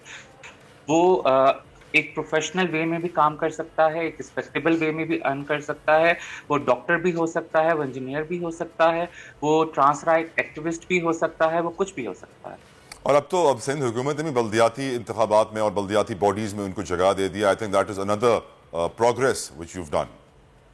बिल्कुल, ये बहुत बड़ी अचीवमेंट थी और मुझे बहुत खुशी हुई कि जब मेरे ख्वाजा सरा अफराद जो है मैं उनको आगे आता देखती हूँ और उनको एक नया कुछ करते हुए देखती हूँ, तो मुझे बहुत खुशी होती है कि हमें भी आगे आने का मौका मिल रहा है। Right, thank you so very much Sana, आपने अपना कीमती वक्त हमें दिया। उम्मीद करते हैं कि पाकिस्तान में ख्वाजा सराओं का जो इमेज होगा बेहतर पॉलिसीज आएंगी, बेहतर इंप्लीमेंटेशन भी होगी। राइट, आगे बढ़ते हैं। आपको बताएं कि हमने प्रोग्राम में पहले भी जिक्र किया था, दोबारा जिक्र करते हैं। गुज़िश्ता रोज मुल्तान के सरकारी नश्तर अस्पताल की एक वीडियो सोशल मीडिया पर वायरल हो रही है, जिसमें देखा जा रहा है कि 2 डॉक्टर्स कुछ थिएटर, ऑपरेशन थिएटर में कुछ ट्रीटमेंट कर रहे हैं, कुछ सर्जरी कर रहे हैं, और साथ साथ कुछ तकरार भी चल रही है, बहस भी हो रही है, मुबाहिसा भी हो रहा है। इस पर हम बात करेंगे मुल्तान के ब्यूरो चीफ ताहिर खान से। ताहिर, बताइए क्या सूरत हाल है, क्या वजूहात थी इस तकरार की? देखिए जी, ये तकरार बेसिकली उनकी जो गपशप है वो हो रही है सर्जरी के दौरान, और इसकी बकायदा वीडियो बनवाई जा रही है अपने कहने पर। और इसी हवाले से जब ये सोशल मीडिया पर वायरल हुई है और ये डॉक्टर्स ने ही अपलोड की है, तो लोग इस पर शदीद रद्द-ए-अमल का इजहार कर रहे हैं कि एक तरफ सर्जरी हो रही है, इतना डेंजर मामला है इंसान की जिंदगी और मौत का, और यहाँ पर डॉक्टर खुशगपियों के साथ बकायदा उसकी वीडियो बनवा रहे हैं और एक किस्म की उसकी तजलील भी कर रहे हैं जिस शख्स का ये ऑपरेट हो रहा है, क्योंकि ये मेडिकल एथिक्स के भी खिलाफ है। उस पर भी लोग काफी जो है वो तंज कर रहे हैं और काफी शदीद एहतजाज कर रहे हैं। निश्तर अस्पताल इंतजामिया से जो हमारी ये बात हुई, तो उनका ये कहना था कि हम ये डिटरमिन कर रहे हैं कि ये डॉक्टर हमारे हैं, कि आया कि ये बिल्डिंग हमारी है, और जब ये चीजों का फैसला हो जाएगा कि किस वार्ड से हुआ है, तब इसके खिलाफ बाकायदा तौर पर कार्रवाई भी की जाएगी। ताहम ये सोशल मीडिया मुल्तान और सराउंडिंग में जहां जहां ये वीडियो वायरल हो रही है, वो सब मेडिकल एथिक्स और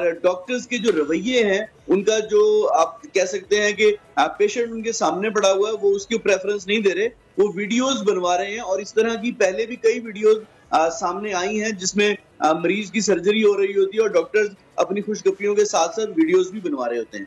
जी राइट, बहुत शुक्रिया ताहिर खान तफसीलात से आगाह करने के लिए। मैं अब आगे बढ़ेंगे और सितारों की जानिब बढ़ेंगे। आज पर्दा है नहीं तो सितारे मुझे ही करने पड़ेंगे मजबूरन। अजीम हनीफ साहब, वेलकम टू दुनिया बोल है। उम्मीद करता हूँ आप खैरियत से होंगे। बताइए सर, सितारे कहाँ जा रहे हैं, मुल्क कहाँ जा रहा है, मईशत सियासत कहाँ जा रही है, और फिर हॉरोस्कोप्स के भी हमें अपडेट कीजिएगा। हाँ जी, अस्सलाम वालेकुम, कैसे हैं? अल्हम्दुलिल्लाह। मुल्क के सितारे वैसे जाहिरी तौर पे तो बहुत खराब है और मजीद खराब होने के चांसेस हैं, लेकिन खराब नहीं कह सकते, थोड़ा पॉजिटिव होंगे, क्योंकि जैसे ही जुपिटर मूव करेगा एरीज में से सन गुजरेगा, वहां पे जाके चीजें काफी सारी, पाकिस्तान क्योंकि लियो है बाय बर्थ, तो वहां पे जाके चेंजेस काफी सारी पॉजिटिव होंगी और बेहतरीन होने की चांसेस बनेंगे।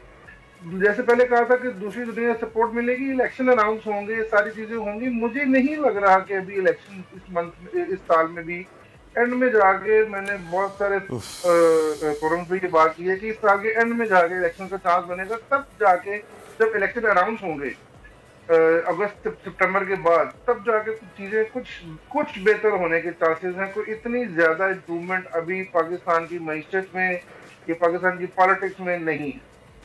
IMF की भी नवीद सुना दें। IMF मुझे नहीं लग रहा कि IMF बहुत बड़ा को पैकेज दे देगा, ये बहुत अच्छा रिलीफ देगा, और अगर रिलीफ मिलेगा भी तो वो बड़ी सख्त, बहुत टाइट टर्म पे होगा और उसको पूरा करना ही पड़ेगा। और हमारी आवाम को, हमें पाकिस्तान के लोगों को ये पेट्रोल और बाकी सारी चीजों की महंगाई का सामना करना ही पड़ेगा, और आगे 4-5 महीने बहुत टफ। 4-5 महीने, अल्लाह करे कि 4-5 महीने हो सर, मुझे तो लग रहा है पूरा साल ही टफ होगा। सर अब बताइए हॉरोस्कोप्स के बारे में बताइए। जी, हॉरोस्कोप्स के बारे में बता देता हूँ, स्टार्ट कर लेते हैं एरीज से। एरीज इस वक्त जो है ये जो वीक उनका चल रहा है, यहाँ पे जाके चीजें काफी सारी अच्छी होने के चांसेस हैं। जो जॉब चेंज करना चाह रहे हैं, जो अपना नया बिजनेस स्टार्ट करना चाह रहे हैं, नई चीजें, नए वेंचर स्टार्ट करना चाह रहे हैं, उनके लिए बेहतर है चीजें। काफी पॉजिटिव टाइम है, इस वक्त को अवेयर करना चाहिए। यही टाइम जो इस वीक में चल रहा है, दो एक दिन रह गए, 2-3 दिन, इसमें चीजें काफी सारी बेटर होने के चांसेस हैं और चीजें बेहतर हो सकती हैं। इसलिए वो चीजें जो ये करना चाह रहे हैं उनको फुलफिल करना चाहिए। दूसरा आ जाते हैं टॉरस की तरफ। टॉरस इस वक्त थोड़ा सा फाइनेंशियल क्राइसिस में है, क्रंच में है थोड़ा सा।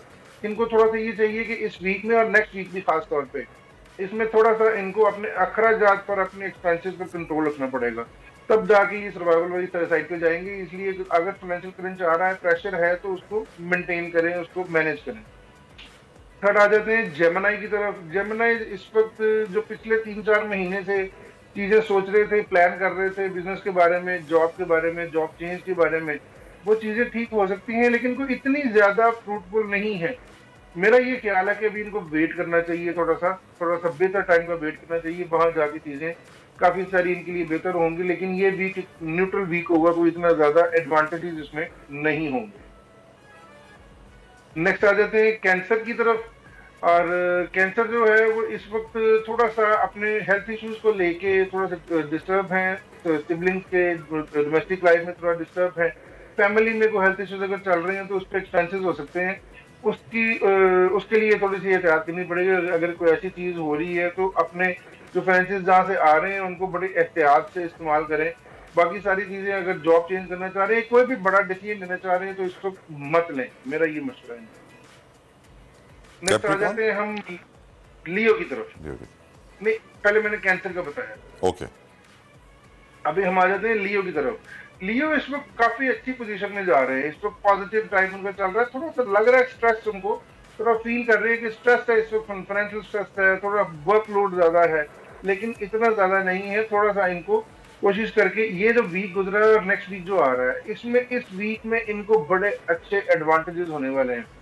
जो नए बिजनेस में इन्वॉल्व होना चाह रहे हैं, नया वेंचर, नया काम स्टार्ट करना चाह रहे हैं, नई जॉब पे जाना चाह रहे हैं, स्विच ओवर करना चाह रहे हैं, प्रमोशन जिनकी ड्यू है, ये सारे काम इनके हो सकते हैं। जिनकी शादियां नहीं हो रही, सबसे इम्पोर्टेंट बात ये, जिन लियो की शादियां नहीं हो रही, उनकी शादियां होने के बहुत सारे चांसेस हैं। एडिशन इन फैमिली हो सकता है। ये सारी चीजें पॉजिटिव एस्पेक्ट इनके बन रहे हैं। और ये वैसे ओवरऑल पूरा साल ही 3 प्लैनेट्स के लिए, 3 ज़ोडिएक के लिए, एरीज, लियो और सेजिटेरियस के लिए, ये पूरा साल काफी अच्छा है। बेशक मुल्क में जिस तरह की पोजीशन चल रही है, फाइनेंशियल क्रंच चल रहा है, लेकिन इनके लिए लियोज के लिए काफी बेहतर हफ्ता भी है, नेक्स्ट वीक भी, और साल भी बड़ा अच्छा है। नेक्स्ट आ जाते हैं हम वर्गो की तरफ। वर्गोस जो है वो इस वक्त अपनी छुट्टियां प्लान करके बैठे हुए हैं, हॉलीडेज प्लान करके बैठे हुए हैं, लेकिन हॉलीडेज पे जाने के लिए, एक्सपेंस करने के लिए इनके पास पैसे वैसे भी आए हैं पिछले कुछ दिनों में, और फाइनेंशियल कंसर्न्स अच्छे हुए हैं। और ये जो प्लान कर रहे हैं उसमें 2-3 एहतियातें इनको बहुत ज्यादा करनी पड़ेंगी। एक तो अपने जो लगेज है, अपना सामान है, अपने जो गैजेट्स हैं उसका ख्याल रखना पड़ेगा, उसकी बारे में एहतियात करनी पड़ेगी। ज्यादा एक्सपेंस हो सकता है, कोई चीज डैमेज हो सकती है, गाड़ी पे अगर जा रहे हैं तो कार ड्राइव करने में एहतियात करनी चाहिए। ये सारी चीजें इनको ख्याल करना चाहिए। और इस वक्त फाइनेंशियल कंसर्न इनके अच्छे हैं, फैमिली लाइफ अच्छी है, हेल्थ के कोई इश्यूज दूर दूर तक नजर नहीं आते। नेक्स्ट आ जाते हैं हम लिब्रा की तरफ। लिब्रन्स जो है वो जैसे कैंसेरियंस कंफ्यूज है, ये भी स्केल में आए हुए हैं बैड प्लैनेट की, वहां पे इनको आस्पेक्ट मिल रहा है थोड़ा सा बैड। ये भी थोड़ा कंफ्यूज है अपने करियर को लेके, खासतौर पे ये चेंज करना चाह रहे हैं, लेकिन इनको चांस नहीं मिल रहा है, कोई अच्छा या पॉजिटिव चांस नहीं मिल रहा जहाँ पे ये चेंज कर सकें। तो इनको कुछ, ये तो वीक अब ऑलमोस्ट जो है वो मिड में आ गया, थोड़ा सा वेट और करना पड़ेगा, 1 मंथ का वेट करना पड़ेगा। वहां जाके चीजें इनके लिए पॉजिटिव होंगी, बेहतर होंगी। वहां जाके इनको जो चांसेस मिलेंगे नई जगह पे जाने के या नया सेटअप ज्वाइन करने के, वहां पे जाके अगर करें तो ज्यादा बेहतर है। नेक्स्ट आ जाते हैं स्कॉर्पियो की तरफ। स्कॉर्पियो जो है इसको फुल फ्लैश जो है वो साथ में एक इस तरह के कि बिल्कुल तैयार बैठे हुए ट्रैवल करने के लिए, अपनी चीजें बेटर करने के लिए, एसेट परचेज करने के लिए, नई गाड़ी लेने के लिए, नया फोन, नई चीजें, बहुत ज्यादा पैसे लगाने के लिए कहीं पे। तो मेरा उनको मशवरा यही है स्कॉर्पियंस को कि इस वक्त कोई भी ऐसा डिसीजन अगले 15 दिन तो आपने बिल्कुल नहीं लेना। जैसे ही मार्च आपका शुरू होगा वहां जाके लें, लेकिन ये वीक न्यूट्रल वीक है, इस वीक में पैसे आएंगे लेकिन एक्सपेंसेस पे कंट्रोल रखें अपना तो बेहतर रहेगा। नेक्स्ट आ जाते हैं हम सजिटेरियस की तरफ। जी कंटिन्यू जी सजिटेरियस की तरफ आ जाते हैं। जैसे मैंने पहले बताया कि सजिटेरियस के लिए टाइम बड़ा अच्छा है, एरीज, लियोज और सजिटेरियस के लिए इस वक्त इनको चेंज ऑफ प्लेस का बड़ा अच्छा चांस मिल रहा है। नए लोग, नया सेटअप, नए वेंचर्स, नया ग्रुप, नई मीन की जगह लोगों को एक्सप्लोर करने का मौका मिलेगा। ट्रैवलिंग का ये पूरा साल है सजिटेरियस का। आउट ऑफ कंट्री ट्रैवल हो सकता है, डोमेस्टिक ट्रैवल बहुत ज्यादा हो सकता है, फाइनेंशियल कंसर्न्स बहुत ज्यादा अच्छे होंगे। इनको पैसे जो ये एक इस साल में कमाएंगे वो पैसे बड़े अच्छे होंगे। ये वीक बड़ा इंपॉर्टेंट है इनके लिए। ये जो वीक अभी 2-3 दिन रहते हैं, इस वीक में इनको कोई अच्छी न्यूज मिल सकती है, चीजें बेटर हो सकती हैं आगे जाके, जिसके जो रिजल्ट हैं इस वीक के वो आगे जाके बड़े फ्रूटफुल मिलेंगे इंशाल्लाह। इमरान खान दोबारा वजीर आजम बनेंगे? अभी चांस उनका बनेगा, उनको पॉपुलैरिटी के हवाले से कोई भी नहीं हरा सकता, सबसे पहले इंपॉर्टेंट बात ये है। लेकिन ये है कि उनके प्राइम मिनिस्टर बनने के बारे में शुकुको शुबात लोग पैदा करते हैं, लेकिन कमांडिंग पोजीशन में होंगे और बहुत टफ टाइम देंगे पाकिस्तान की पॉलिटिकल पार्टी। पाकिस्तान में दहशतगर्दी की लहर ऐसी जारी रहेगी? नहीं, वो खत्म हो जाएगी। वो मैं आपको गुड न्यूज दे रहा हूँ कि वो बिल्कुल खत्म हो जाएगी जैसे ही आपका अप्रैल स्टार्ट होगा। अप्रैल से पहले 1-2 इंसिडेंट शायद अल्लाह ना करे लेकिन होने के चांसेस हैं। लेकिन जैसे ही अप्रैल स्टार्ट होगा, फोर्सेस क्योंकि जुपिटर और मार्स बड़े क्लोज आ जाएंगे और वहां आके बड़ा अच्छा पॉजिटिव एस्पेक्ट देंगे।